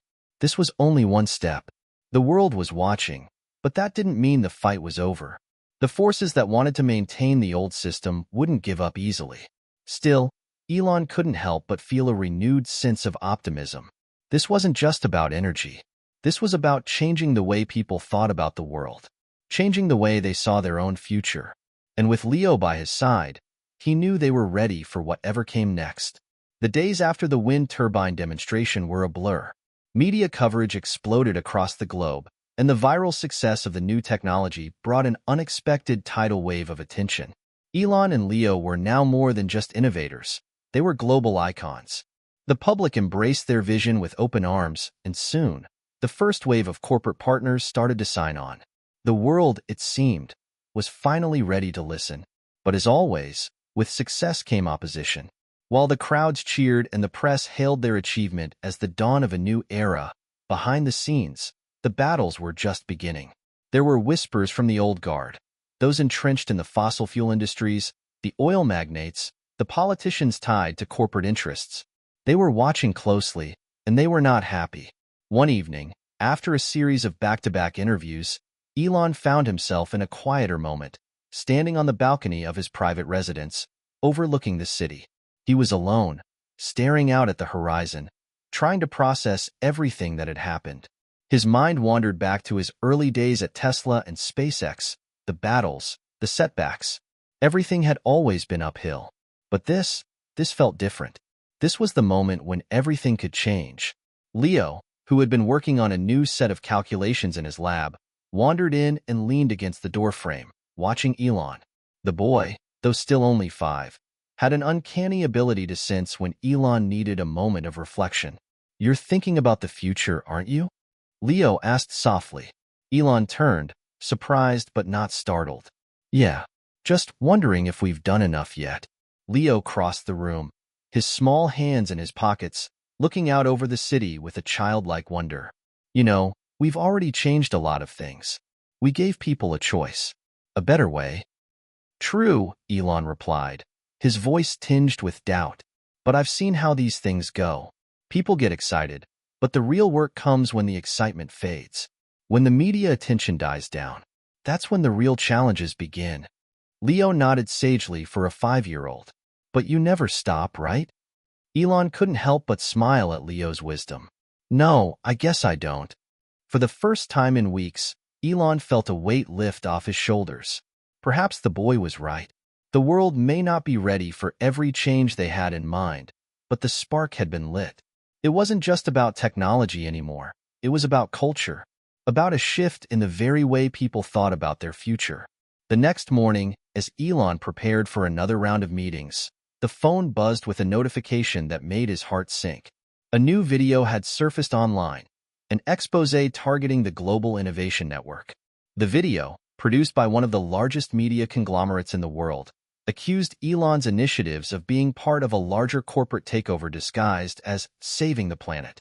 The video was slick, professional, and damning. It portrayed Elon as a manipulative billionaire exploiting the public's desire for change in order to enrich himself and his company.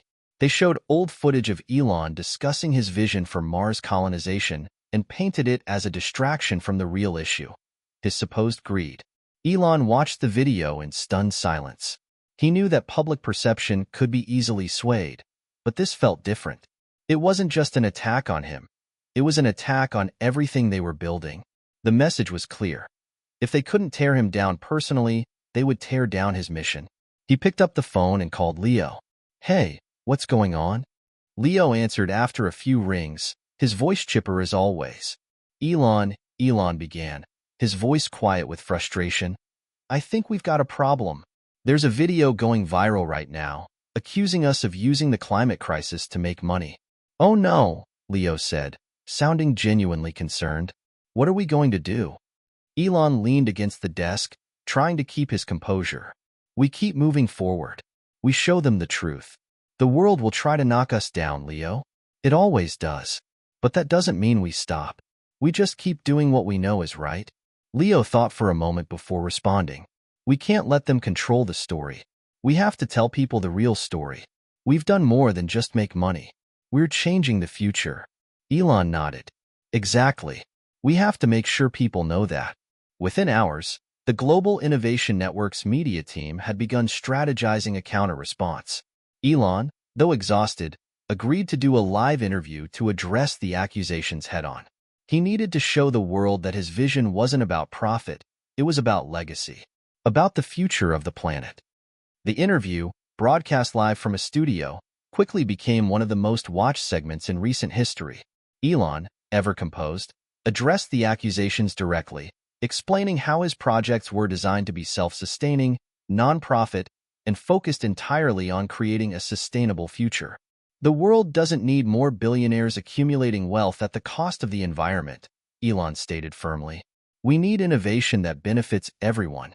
We need technology that's built with the planet's survival in mind, not just the balance sheet. If I wanted to make money, I wouldn't have committed to projects like SpaceX or Tesla. These aren't businesses, they're investments in humanity's future." The interviewer pressed, "But critics say your companies are profiting from this. They say your success is built on manipulating the climate crisis for personal gain." Elon paused, his gaze unwavering. "Do you think I'd still be working on these projects if I was only after money? I'm not here to become wealthier. I'm here to change the world. If you think that's a conflict of interest, then I don't know what to tell you. Because the alternative is letting this planet burn, letting our children inherit a world with no future." The interviewer, sensing the sincerity in Elon's voice, nodded and moved on. The segment went viral, but this time, the public reaction was different. Thousands of viewers flooded social media, praising Elon for his transparency and commitment. The smear campaign, though loud, started to lose its traction. As the dust settled, Elon and Leo met once again in the quiet of Elon's office. The boy was no longer concerned about the media. He could see, even at his young age, how the world was reacting. People wanted authenticity. They wanted truth. "You did it," Leo said, smiling up at Elon. "You showed them." Elon smiled back, though there was a trace of weariness in his eyes. "We showed them. But we've still got a long way to go." Leo looked at the small turbine model they had displayed at the demonstration earlier. "We'll get there. Together." And as they sat in the stillness of the office, Elon realized something important. The challenges would never stop coming. But neither would they. Despite the media attention and the recent backlash, Elon's team pressed forward with their efforts, determined to continue driving their message of sustainability and innovation. The battle for public trust, however, was far from over. The smear campaign might have been pushed back for now, but there were deeper forces at work, forces that weren't going to give up easily. In the weeks that followed the live interview, Elon's schedule became a whirlwind of press conferences, shareholder meetings, and strategy sessions. Every day, new challenges arose, and every day, the stakes seemed to climb higher. The media's attention was fickle, and Elon knew all too well how quickly it could turn against you. But the real challenge came from the corporate and political forces that were beginning to push back harder. Oil lobbyists, coal magnates, and politicians who had supported his vision initially were now slowly backing away. The balance of power was shifting, and with it, the resources Elon had counted on to fund and promote his projects. Leo, meanwhile, had been largely unaffected by the political drama. His world was still filled with ideas, equations, and innovations. The boy had an uncanny ability to block out the chaos around him, focusing entirely on the future he and Elon were working toward. And yet, even he couldn't escape the growing tension that was now surrounding them. One evening, as the sky outside Elon's office darkened and a storm began to brew, Elon sat staring out of the window, his thoughts swirling. The world was changing, but not all of it was for the better. The winds of opposition were beginning to blow harder. "Are you okay, Elon?" Leo's voice cut through the silence. He had appeared at the door without warning, his usual calm expression replaced with one of concern. Elon turned, startled but appreciative of Leo's presence. "Yeah, just thinking." Leo walked into the room, his small frame almost lost in the large, modern space. He came over to the desk and placed his hand on the surface, looking up at Elon. "You look like you're carrying the weight of the world." "I guess I am," Elon said, rubbing his temples. "It's hard not to when you're trying to change everything. It's not just about the technology anymore. It's about the system. And that system is fighting back harder than I ever expected." Leo tilted his head thoughtfully. "The system is big, but it's not invincible." Elon looked at the boy, a small flicker of hope rising in his chest. "What do you mean?" Leo smiled slightly, his eyes alight with a quiet intensity. "Big things fall all the time. Even mountains crumble. It's just a matter of time." Elon couldn't help but laugh, though it was a tired, weary laugh. "You're right, kid. I've seen some of those mountains crumble. But the real question is, what do we do when they do?" Leo's expression grew serious. "We build something new. We don't need to fight the old. We just need to show them that what we're building is better." Elon sat back, a contemplative look on his face. The truth in Leo's words hit him deeply. He had spent so much time fighting the old systems, trying to convince people to change, that he had forgotten what he truly believed in. Change didn't need to be forced. It needed to be shown, in a way that was undeniable. "That's what we've been doing, isn't it?" Elon said softly. "Showing them something better." "Exactly," Leo replied. "And when they see it, they'll want it. They'll have no choice." Elon's eyes lit up with a renewed sense of purpose. "We've been playing defense. Maybe it's time we go on the offense." The next morning, Elon made a call that would change the course of their efforts. He reached out to his board members, investors, and key figures within the global innovation network. It was time to pivot. They had been reacting to the forces pushing against them for too long. Now, they were going to take the lead in shaping the future. They would stop letting the opposition dictate the conversation. Elon outlined a bold new plan. They would double down on their efforts to make the wind turbines, solar panels, and other technologies available to the masses. They would create a series of large-scale public demonstrations showcasing their technologies in real-world settings. Rather than defending against attacks, they would accelerate their timeline for releasing new, even more advanced innovations. "We're not just going to keep doing what we've been doing," Elon told his team during a video call. "We're going to go big. We'll show people that the future isn't just about reducing our carbon footprint. It's about creating a new world. A world that works better for everyone." Meanwhile, Leo was still working on new ideas. Though his contributions had always been instrumental in their progress, he now seemed more inspired than ever. His small hands sketched out designs for new machines, algorithms, and energy systems. His ideas were growing bolder, more sophisticated, but also more grounded in practicality. Elon spent hours poring over the designs with Leo, offering input where needed, but always letting the boy lead the charge. It was clear that Leo's genius had outgrown the simple prototypes they had initially worked on together. The young boy was now a true force of innovation, his ideas capable of shifting entire industries.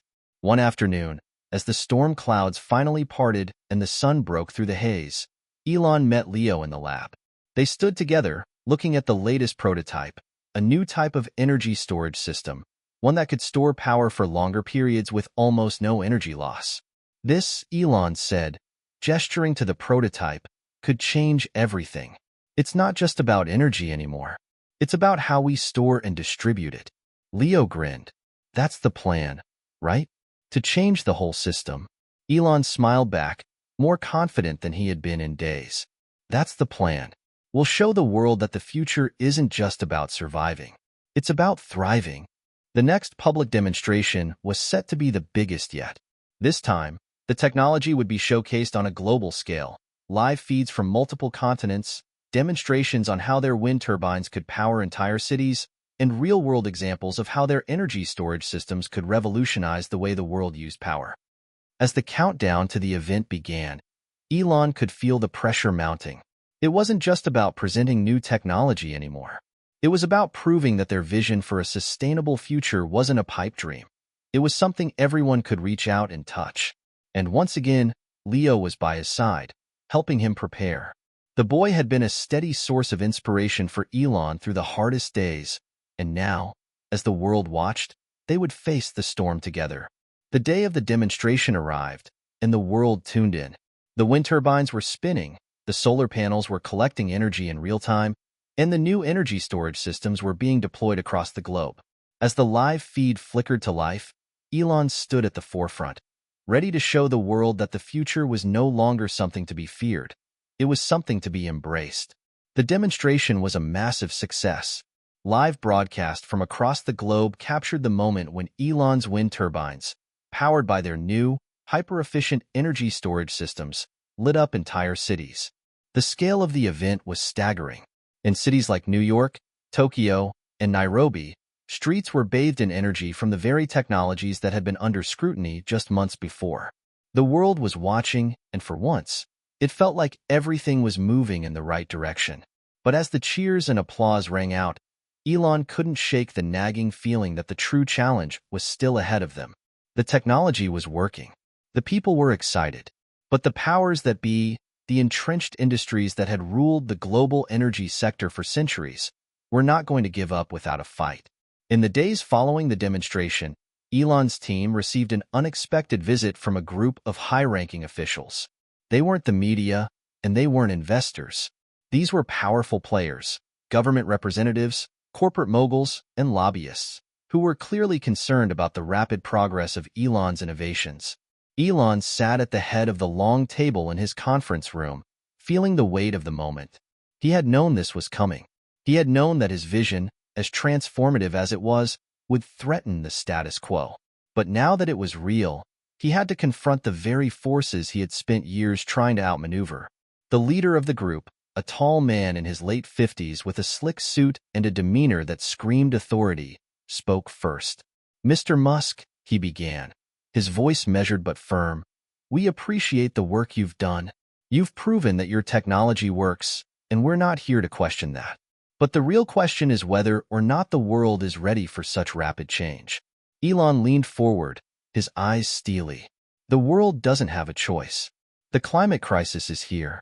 We can't afford to wait any longer. The old systems are dying, and it's time for a new way forward." The man exchanged a glance with his colleagues before continuing.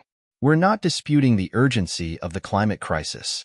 What we're saying is that your solution, as admirable as it may be, comes with risks. The global economy is built on fossil fuels, and your technologies, if implemented at the scale you're proposing, could destabilize markets, create economic disruptions, and even cause job losses. It's not just about saving the planet. It's about ensuring the stability of society." A murmur ran through the room. Elon had heard these arguments before. He knew what they were really worried about: their bottom lines, their power, and their control over the world's energy systems. Leo, who had been sitting quietly at Elon's side, suddenly stood up. His small frame was a stark contrast to the imposing figures around the table, but his voice was clear and unwavering. Why does the world have to choose between saving the planet and saving the economy? Leo asked. Why can't we do both? You think the current system is stable, but it's not. The fossil fuel economy is a house of cards, and it's only a matter of time before it collapses. We have to evolve. The room fell silent. The officials exchanged wary glances, and Elon couldn't help but feel a swell of pride for the boy beside him. Leo was more than just a brilliant mind. He was becoming a voice for the future. Elon cleared his throat, his expression hardening. The system we've built is unsustainable. And while I understand your concerns, the truth is, there is no path forward without change. The sooner we embrace that, the better. The man across from him folded his arms. You're asking us to take a leap of faith, Mr. Musk. A leap that could destabilize industries, create massive upheaval, and potentially even lead to political chaos. People don't want change, they want stability. Stability is an illusion, Elon replied. And it's a dangerous one. You can't keep the world in stasis forever. Sooner or later, things will break. What I'm offering isn't chaos, it's a new kind of stability, one that doesn't rely on destruction. The silence stretched on, thick with tension. Finally, the man spoke again, his tone cold but respectful. We'll need time to consider your proposal. We'll be in touch. With that, the meeting ended, and the group filed out of the room, leaving Elon and Leo alone in the conference space. Elon stood by the window, watching the city outside, his mind racing. You did great in there, Elon said to Leo, his voice soft with admiration. Leo shrugged, unfazed. I just told them what I see. The future isn't a choice between the economy and the environment. They're connected. We can't separate them anymore. Elon turned to face him, a look of realization dawning in his eyes. You're right. We don't need their permission to build the future. We just need to keep moving forward. The conversation with the officials marked a turning point. Elon knew the world wasn't ready for the change he was pushing, but the more he thought about it, the more he realized it didn't matter. Change had to come, and if the world wasn't ready for it, it was their job to make it happen. In the days that followed, Elon and his team worked tirelessly to accelerate their plans. They began scaling up their efforts to deploy wind turbines, solar grids, and energy storage systems on a massive scale. Elon also doubled down on partnerships with smaller, more agile companies, organizations that had a genuine interest in sustainability and innovation. These would be the bedrock of the new economy, the new system. Meanwhile, Leo, always the quiet visionary, continued to develop new ideas. His recent work on advanced AI and automation systems caught Elon's attention, particularly when Leo proposed using AI to optimize energy distribution in real time across entire countries. It was revolutionary, and it would set them apart from the competition. But despite the momentum, Elon knew that resistance would only grow stronger. The forces opposing them were powerful, and the stakes were higher than ever. One evening, as they prepared for another global broadcast, Elon and Leo sat together in the lab, looking over the final designs for a new energy hub, a prototype that would serve as the cornerstone of their upcoming initiatives. Leo pointed at the blueprint, his finger tracing the lines of the complex systems. This is the future, Leo said softly, almost to himself. Elon looked at the boy, his heart swelling with pride. It sure is. And it's a future that we're building, together. As they gazed at the designs, Elon couldn't help but think of all the obstacles they had faced. Everything from financial collapse to personal betrayals, to the media attacks that had threatened to tear them down. But through it all, they had kept moving forward. And now, they were closer than ever to creating the world they had always envisioned. As the countdown to the next demonstration began, Elon realized that the real battle was just beginning. The world was watching, and it was time to prove that their vision wasn't just a dream. It was the future, and no matter how hard the forces of the past fought back, nothing could stop what was coming next. As the days drew closer to their next big demonstration, the tension in the air was palpable. The media was buzzing with mixed reactions. Some hailed Elon's efforts as a breakthrough in clean energy, while others were still deeply skeptical. But the pressure to succeed was only mounting. Elon could feel the weight of the entire world on his shoulders. It wasn't just about showcasing new technology anymore. It was about showing everyone, from investors to everyday citizens, that their world could be different, better, and that it was within reach. Leo, for his part, seemed unaffected by the mounting pressure. His focus was laser-sharp.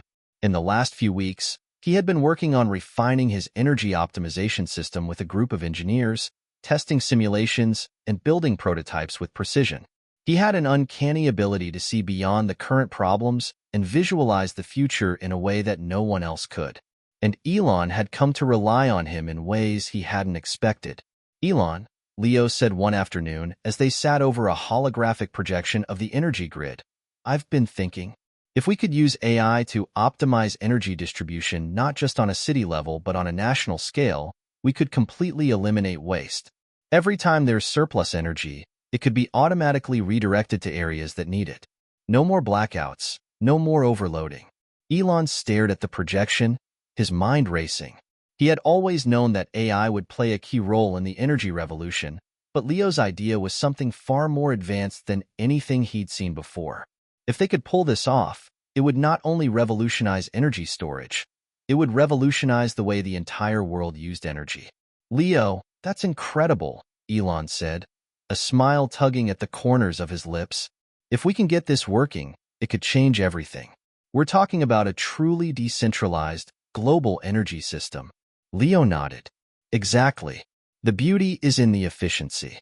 The system doesn't need to be tied to one central power source. It can be self-regulating." Elon looked at the boy, his admiration for him growing every day. Leo was no longer just a prodigy. He was a co-creator, a true partner in this vision of the future. And in many ways, Leo's insight was what kept Elon grounded. It was easy to get lost in the headlines, in the politics, in the media circus. But Leo brought him back to the core of their mission, to create a better, more sustainable world. The day of the demonstration arrived, and with it, a media frenzy. The entire globe was watching. News outlets, social media, investors, governments, and everyday people who had started to believe in the dream that Elon and Leo were trying to make a reality. This time, the stakes were higher. They weren't just showcasing new technology. They were unveiling the future of energy itself. As Elon and Leo stood backstage, waiting for the signal to begin, Elon could feel the nerves creeping up on him. But Leo, ever the calm one, stood beside him, looking at the crowd with a quiet confidence. "You know, this could be the moment," Elon said, his voice tinged with a mix of excitement and apprehension. "This could be the tipping point, the moment when the world finally understands what we've been trying to do." Leo turned to him, his eyes focused but soft. "It will be, Elon. It already is." The curtain lifted, and the live broadcast began. A stunning aerial shot of the sprawling energy hubs, powered by wind turbines, solar arrays, and their revolutionary energy storage systems, filled the screen. The crowd cheered as the turbines began to spin, their blades slicing through the air with remarkable efficiency. Solar panels bathed in the golden light of the setting sun captured the energy, sending it into the storage units for later use. Elon and Leo appeared on stage, with the cameras zooming in on them as they stood at the forefront of the demonstration. Elon spoke first, his voice steady but filled with passion. "Today, we stand on the edge of a new era. An era where the energy that powers our world is clean, sustainable, and limitless. Today, we take the first step toward a future where energy isn't a resource to be exploited. It's something we can harness, share, and use for the benefit of all." The crowd erupted into applause. Leo, standing next to Elon, spoke next. His voice, though young, carried with it an authority that stunned the audience. "We've built a system that doesn't rely on fossil fuels. A system that adapts, learns, and grows smarter with time. The world doesn't have to choose between progress and the planet. We can have both. And this," he gestured to the sprawling energy hubs behind them, "is just the beginning." The live broadcast shot to various locations around the globe, where people were already using the energy systems in real time. In New York, entire neighborhoods were lit up, powered by solar energy and stored in their new, revolutionary storage systems. In Africa, Rural villages were now powered by wind turbines, providing them with the reliable energy they had never had access to before. Elon watched the broadcast with a sense of awe. This was it. This was the future. But just as the demonstration seemed to be going flawlessly, a new challenge reared its head. Behind the scenes, a small group of political and corporate leaders who had quietly opposed Elon's vision were pushing back. A new wave of disinformation began to spread online. Articles began circulating about the potential risks of AI-based energy distribution systems, claims that they could lead to catastrophic failures, uncontrolled blackouts, or worse.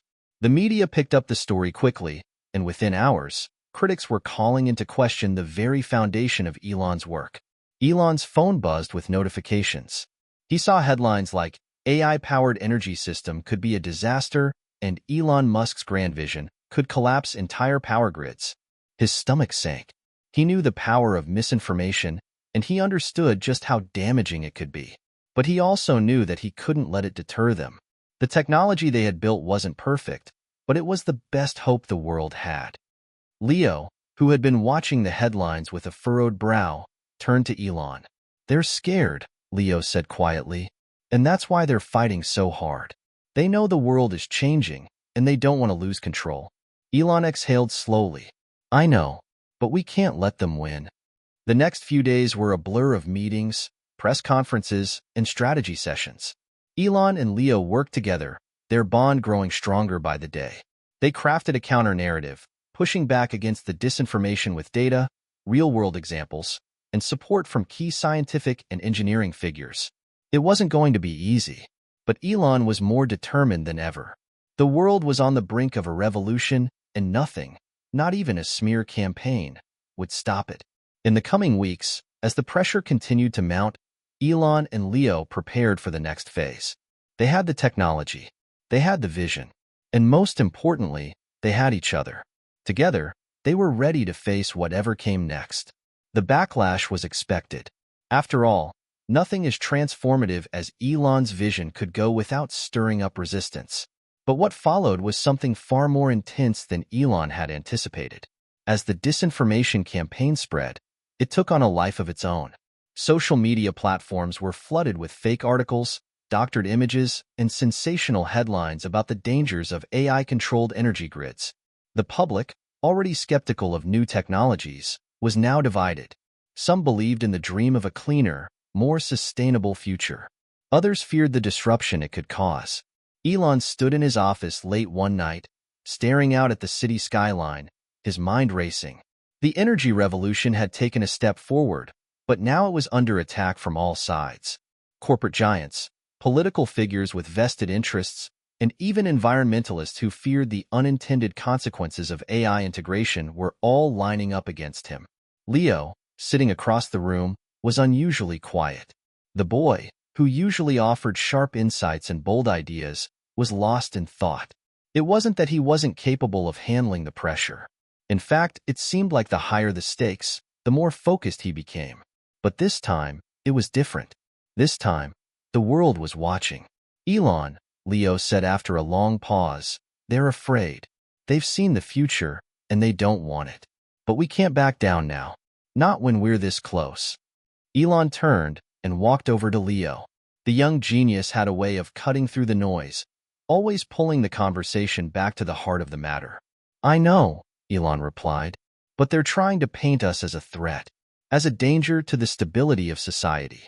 It's going to take more than just the technology to change people's minds. It's going to take trust." Leo's eyes gleamed with the same determination Elon had seen in him from the very first time they met.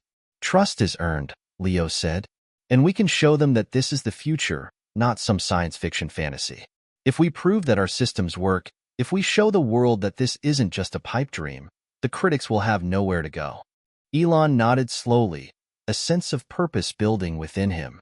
"We've always known this was going to be hard, but the harder it gets, the more determined we have to be. Let's take this fight head on. We'll need to counter every lie with the truth. We'll need to show the world what this technology can really do." The next few days were filled with whirlwind media appearances and high-stakes discussions. Elon was determined to face the critics directly, using every platform at his disposal to clarify the potential and safety of their innovations. Leo, though quieter than his usual self, worked behind the scenes, enhancing the algorithms that powered their energy systems. Together, they launched a series of live demonstrations to dispel the growing myths surrounding their work. One of the most significant was a broadcast that showcased the AI-powered energy distribution system in action. A live feed from a large city in Africa, where their wind-powered turbines were now the primary energy source, became the focal point of the event. Over 1 million homes were now being powered by this clean, sustainable energy, and the new AI system, optimized in real time by Leo's designs, ensured that the energy was being distributed efficiently with no waste. Elon addressed the global audience directly during the live broadcast. "What you're seeing here is real," he said. "This isn't a vision for the future. It's happening right now.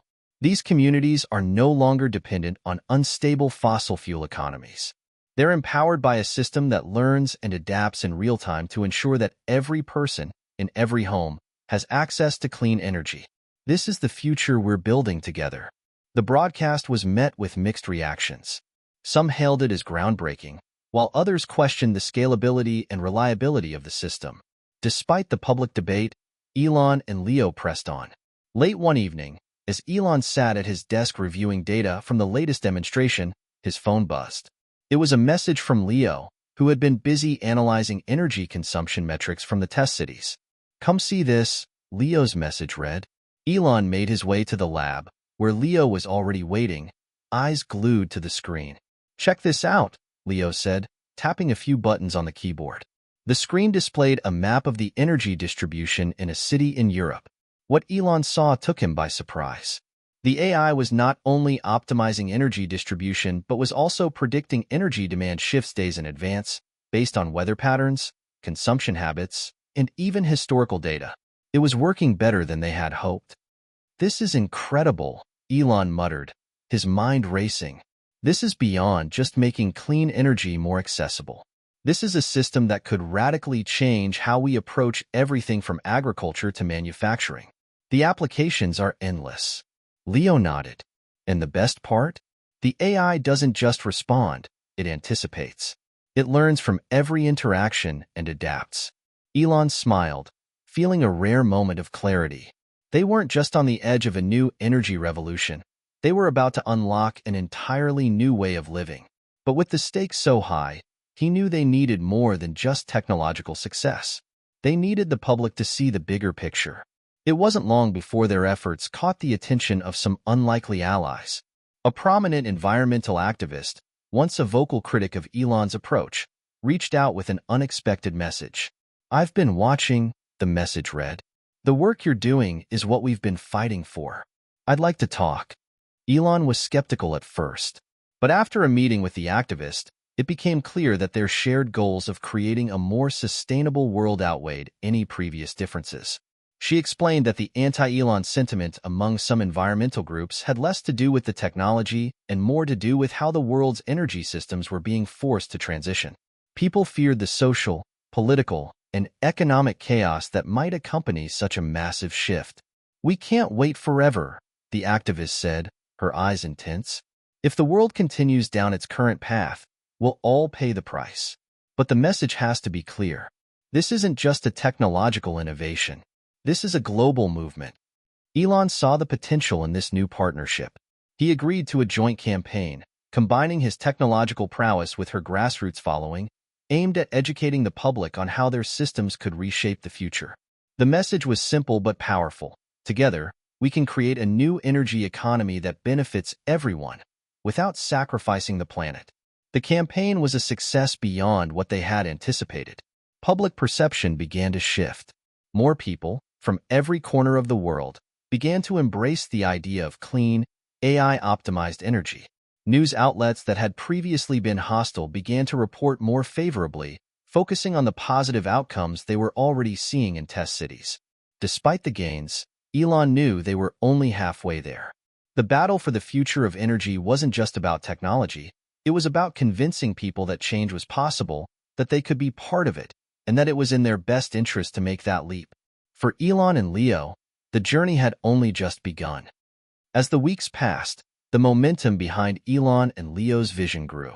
Public sentiment was slowly shifting in their favor, with more and more people buying into the idea of a decentralized, AI-optimized energy system.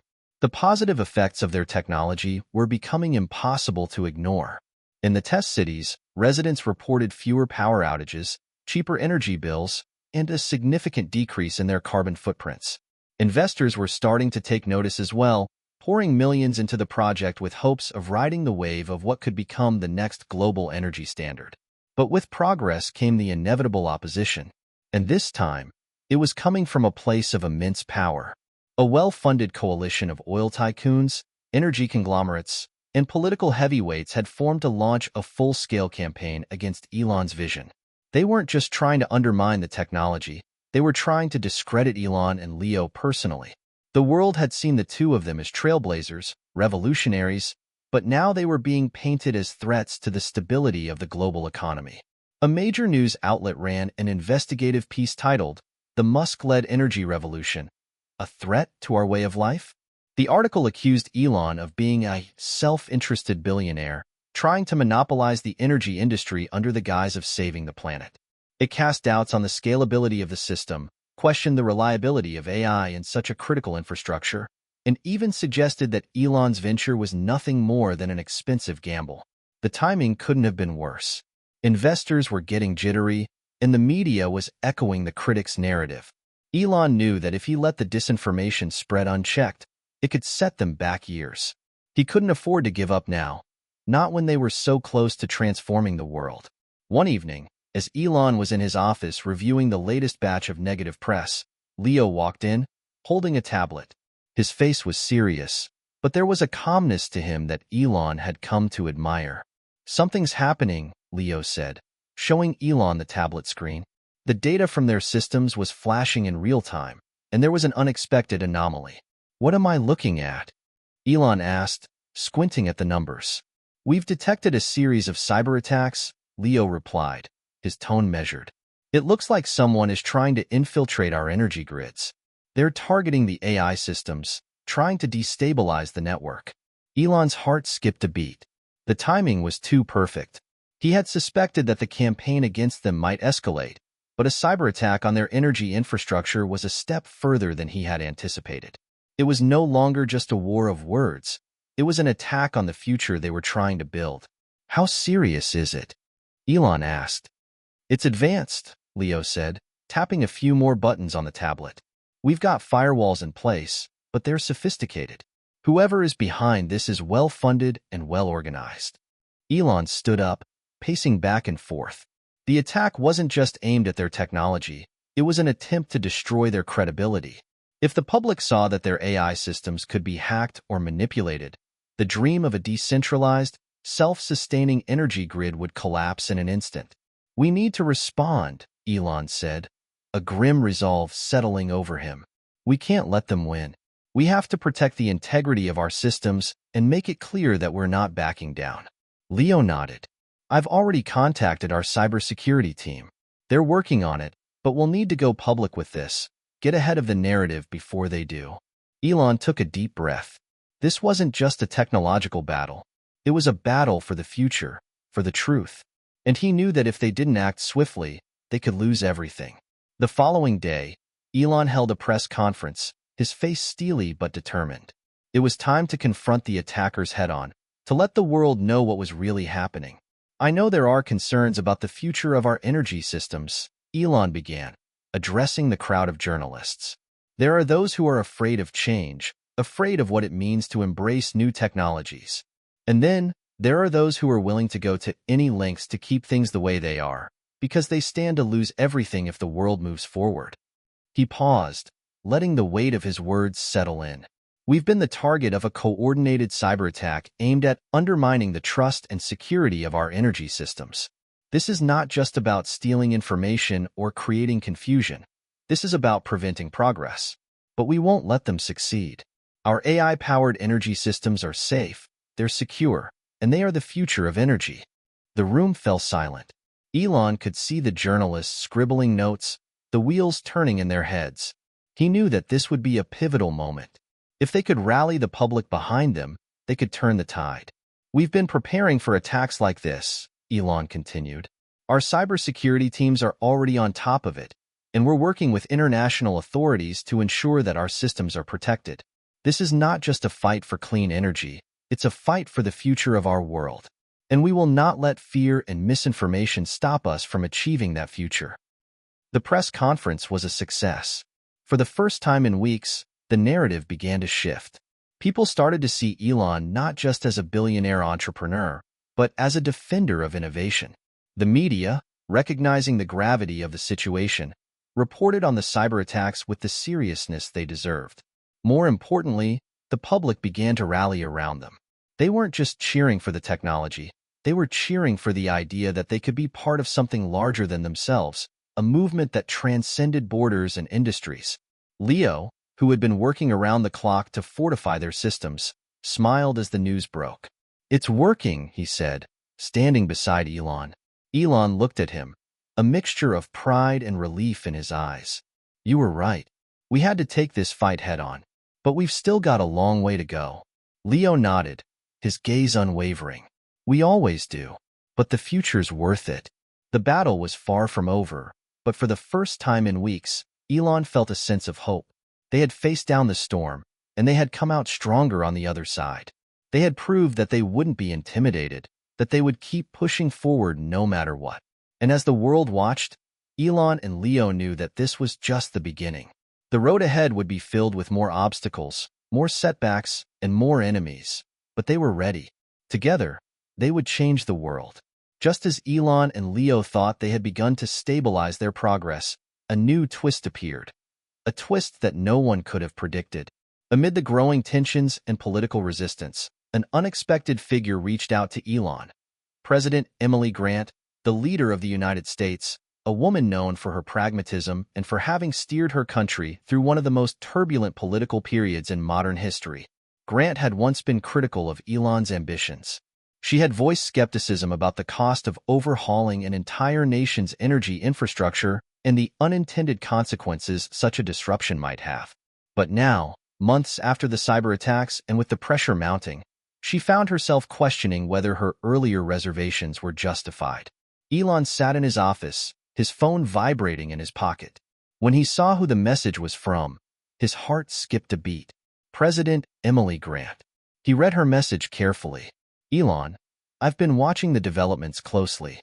It's clear the system you're building could revolutionize energy for the whole world. But I also know how much resistance you're facing, both inside and outside of Washington. If we're going to push this through, we need to think bigger. Let's talk. I believe we can find a way to make this work. But I need your help. Can we meet soon?" Elon leaned back in his chair, pondering the message. For years, he had viewed Washington's political landscape as an obstruction to progress, a place where innovation went to die under the weight of bureaucracy and partisan interests. But now, a sitting president was reaching out, asking him to help navigate the very political landscape that had been such a thorn in his side. Without hesitation, Elon responded, "Let's talk. When and where?" The meeting was set for a few days later in Washington, D.C., at the White House. Elon arrived early, not wanting to leave anything to chance. The security around him was tight, but that was to be expected. He'd been through many such visits before, but this one felt different. There was something about President Grant's message that gave him hope. When Elon entered the Oval Office, he was greeted by the president herself. She was standing near the desk, looking poised but determined. She gestured for him to sit down. "Mr. Musk, I have to admit, when your team first pitched this idea to me, I wasn't sure about it. I thought it was too ambitious, too risky. But after everything that's happened, the attacks, the resistance, the undeniable progress, I'm starting to see things differently." Elon raised an eyebrow. "You've been watching closely then?" "I've been watching closely," she confirmed. "And I'm not blind to what this technology could do for the world. If we can get this right, if we can help other nations follow your lead, we could eliminate energy poverty, reduce carbon emissions, and create millions of jobs in the process. But there's a catch. We have to bring people with us." Elon leaned forward, his interest piqued. "What are you suggesting?" "I'm suggesting a partnership," President Grant said. "A public-private partnership. If we can secure federal backing for your project, I believe we can set up a framework that allows the government to support the transition while ensuring that your company can keep innovating without the usual red tape. But here's the thing. This can't just be about you and me. It has to be a national effort. Elon mulled it over for a moment. He had always known that government involvement was key to scaling his projects, but the level of collaboration she was proposing was unprecedented. It would require not only political maneuvering but also a major shift in public perception. Okay, Elon said finally, but how do we get past the political divide? How do we convince both the far-left environmentalists and the far-right oil advocates that this is in everyone's best interest? President Grant smiled. That's where you come in. I've always said that you know how to think big, and right now, that's exactly what we need. We need you to help shape the national conversation. If we can unite both sides of the aisle on this, we can turn this into the kind of generational change that will make both environmentalists and energy producers see the value of a clean, AI-driven energy grid. But we need to act fast. The rest of the meeting focused on logistics, but the implications of what President Grant was proposing were clear. A partnership between Tesla and the federal government could change the course of the energy landscape, not just in the United States, but globally. As Elon walked out of the White House later that day, his mind was racing. This was the kind of opportunity that could accelerate the shift to sustainable energy faster than any of them had imagined. But it also came with its own set of risks. A partnership with the U.S. government would mean dealing with more regulations, more oversight, and potentially more opposition from entrenched interests. But in that moment, Elon knew he had no choice but to take the leap. In the following weeks, the groundwork for the partnership began to take shape. Elon worked closely with President Grant's team to draft legislation that would provide tax incentives and other financial benefits to companies like Tesla that were working on cutting-edge energy solutions. In exchange, the government would have a stake in the process, helping to guide the transition and ensuring that the benefits of the technology were distributed equitably across society. As part of the deal, Elon and Leo were invited to testify before Congress to explain how their AI-powered energy systems would work and what it would take to bring them to scale. It was a monumental moment.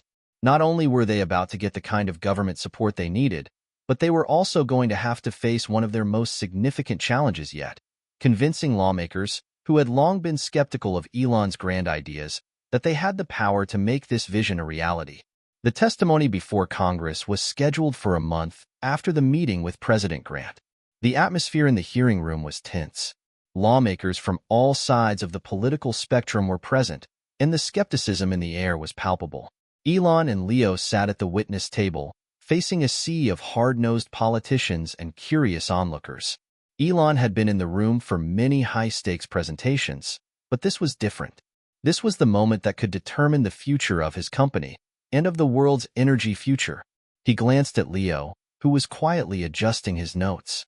Leo looked calm, but Elon could see the nervous energy in his eyes. This wasn't just a tech demo. This was a plea for support. Mr. Musk, the committee chairwoman, Senator Julia Howard, began, her voice cold and formal. You're proposing a system that could alter the entire energy landscape of this country. But there are many who believe that it's too risky, too unproven. Why should we put our trust in a technology that has yet to be fully tested on a national scale? Elon took a deep breath. This was it. With all due respect, Senator, Elon began. What we're proposing is not just another tech gimmick or a short-term solution. This is the future. Our AI-powered energy systems are already working in test cities across the globe. We've proven that it's possible to provide clean, efficient energy to millions of people. The question isn't whether this technology will work.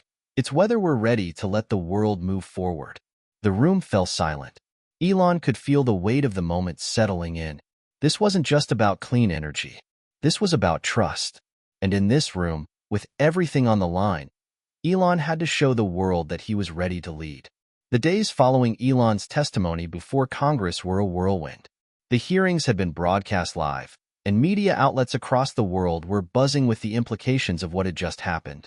Elon Musk, an entrepreneur known more for his ambitious goals than for playing the political game, had just managed to convince both the world's most influential lawmakers and the public that his vision of a decentralized, AI-powered energy system was the future. But even as the public support for the idea grew, the challenges were far from over. The next step was crucial: getting the bill that would fund the public-private partnership signed into law. Elon's team worked around the clock with President Grant's office, trying to iron out the final details. But the political landscape was still fraught with tension. There were factions within Congress that didn't trust the tech world, and there were those who simply didn't want to relinquish the control that the fossil fuel industry held over the economy. Elon sat in his office late one evening, the glow of his computer screen the only light in the room. Leo was sitting across from him, reviewing the latest batch of opposition research. "I've been reading the headlines," Leo said, breaking the silence. "Some of the senators are doubling down on their resistance. They're framing this as a Silicon Valley power grab. They're worried about the government being too reliant on private tech companies." Elon leaned back in his chair, his eyes focused on the screen. He had expected this kind of pushback. The system he was proposing would disrupt the status quo, a disruption that had the potential to redefine global power dynamics. People in positions of influence, particularly in the oil and gas sectors, weren't going to give up their control easily. "I don't care about what they say about me," Elon said, his voice calm but firm. "We've faced worse. This isn't about me. This is about the future. And the future isn't something we can afford to wait for." Leo nodded in agreement, but there was a seriousness in his eyes that told Elon he was thinking about the bigger picture. "You're right, but we have to be strategic. We can't let them undermine the work we've done so far. If we lose this battle, it could set us back by decades." Elon stood up, pacing around the room as his mind whirred. It was clear to him that they couldn't just play defense. They had to take the offensive, push the narrative, and make it clear to the public why this energy revolution was essential, not just for the environment, but for economic growth, job creation, and national security. A week later, President Grant held a press conference to announce the official launch of a nationwide campaign in support of the energy bill. She stood at the podium, flanked by Elon and Leo, who had flown in to join her for this pivotal moment. "Today, we stand at the crossroads of history," President Grant said, her voice steady. "The technology to build a cleaner, more efficient energy future is within our reach. And with the help of visionaries like Elon Musk and his team, we're going to make that future a reality." The announcement was a bold move. It wasn't just about passing a bill. It was about framing the debate. With President Grant throwing her full weight behind the project, the odds had shifted. But the fight was still far from over. In the weeks that followed, Elon and Leo hit the road. They traveled across the country, meeting with local leaders, business owners, and citizens who could see the value in a cleaner, smarter energy future. At every stop, they met with both optimism and skepticism. The campaign trail was grueling, but it was necessary. They had to show the people that this wasn't just a top-down, Silicon Valley-driven project. It was a grassroots movement that could empower communities across the nation. At a rally in Chicago, Elon was met with a mix of cheers and questions from a crowd that was still unsure about what AI-driven energy really meant. "Mr. Musk," shouted one of the attendees, a middle-aged man in a construction vest, "I'm all for clean energy, but how does this affect my job? My family depends on the oil industry for our livelihood. How can we trust that your system won't leave us behind?" The question hung in the air, and Elon knew this was the moment to make it clear that this revolution wasn't about leaving people behind. It was about bringing everyone along for the ride. "Eliminating fossil fuels isn't just about saving the planet," Elon said, stepping forward. "It's about creating new industries, new jobs, and new opportunities. The transition to renewable energy will create millions of jobs in manufacturing, technology, construction, and service sectors. It's not just about replacing one form of energy with another. It's about creating a more resilient, sustainable economy that works for everyone." The crowd was quiet for a moment, processing his words. Then, slowly, the applause started. It wasn't overwhelming, but it was a sign that the message was resonating. As the bill continued to make its way through Congress, the opposition grew fiercer. But so did the public support. People were beginning to realize that they weren't just fighting for cleaner energy, they were fighting for a better, more equitable world. It became clear that this wasn't a political battle. It was a movement that had the potential to reshape everything. The final vote in Congress was scheduled for a late Thursday afternoon. The tension was palpable. Elon, Leo, and President Grant had been holding their breath for weeks, knowing that everything depended on this one moment. Would the bill pass, or would it be voted down in the face of corporate lobbying and political resistance? Elon stood in front of the Capitol building, staring up at the domed roof. For the first time in months, he felt a sense of peace.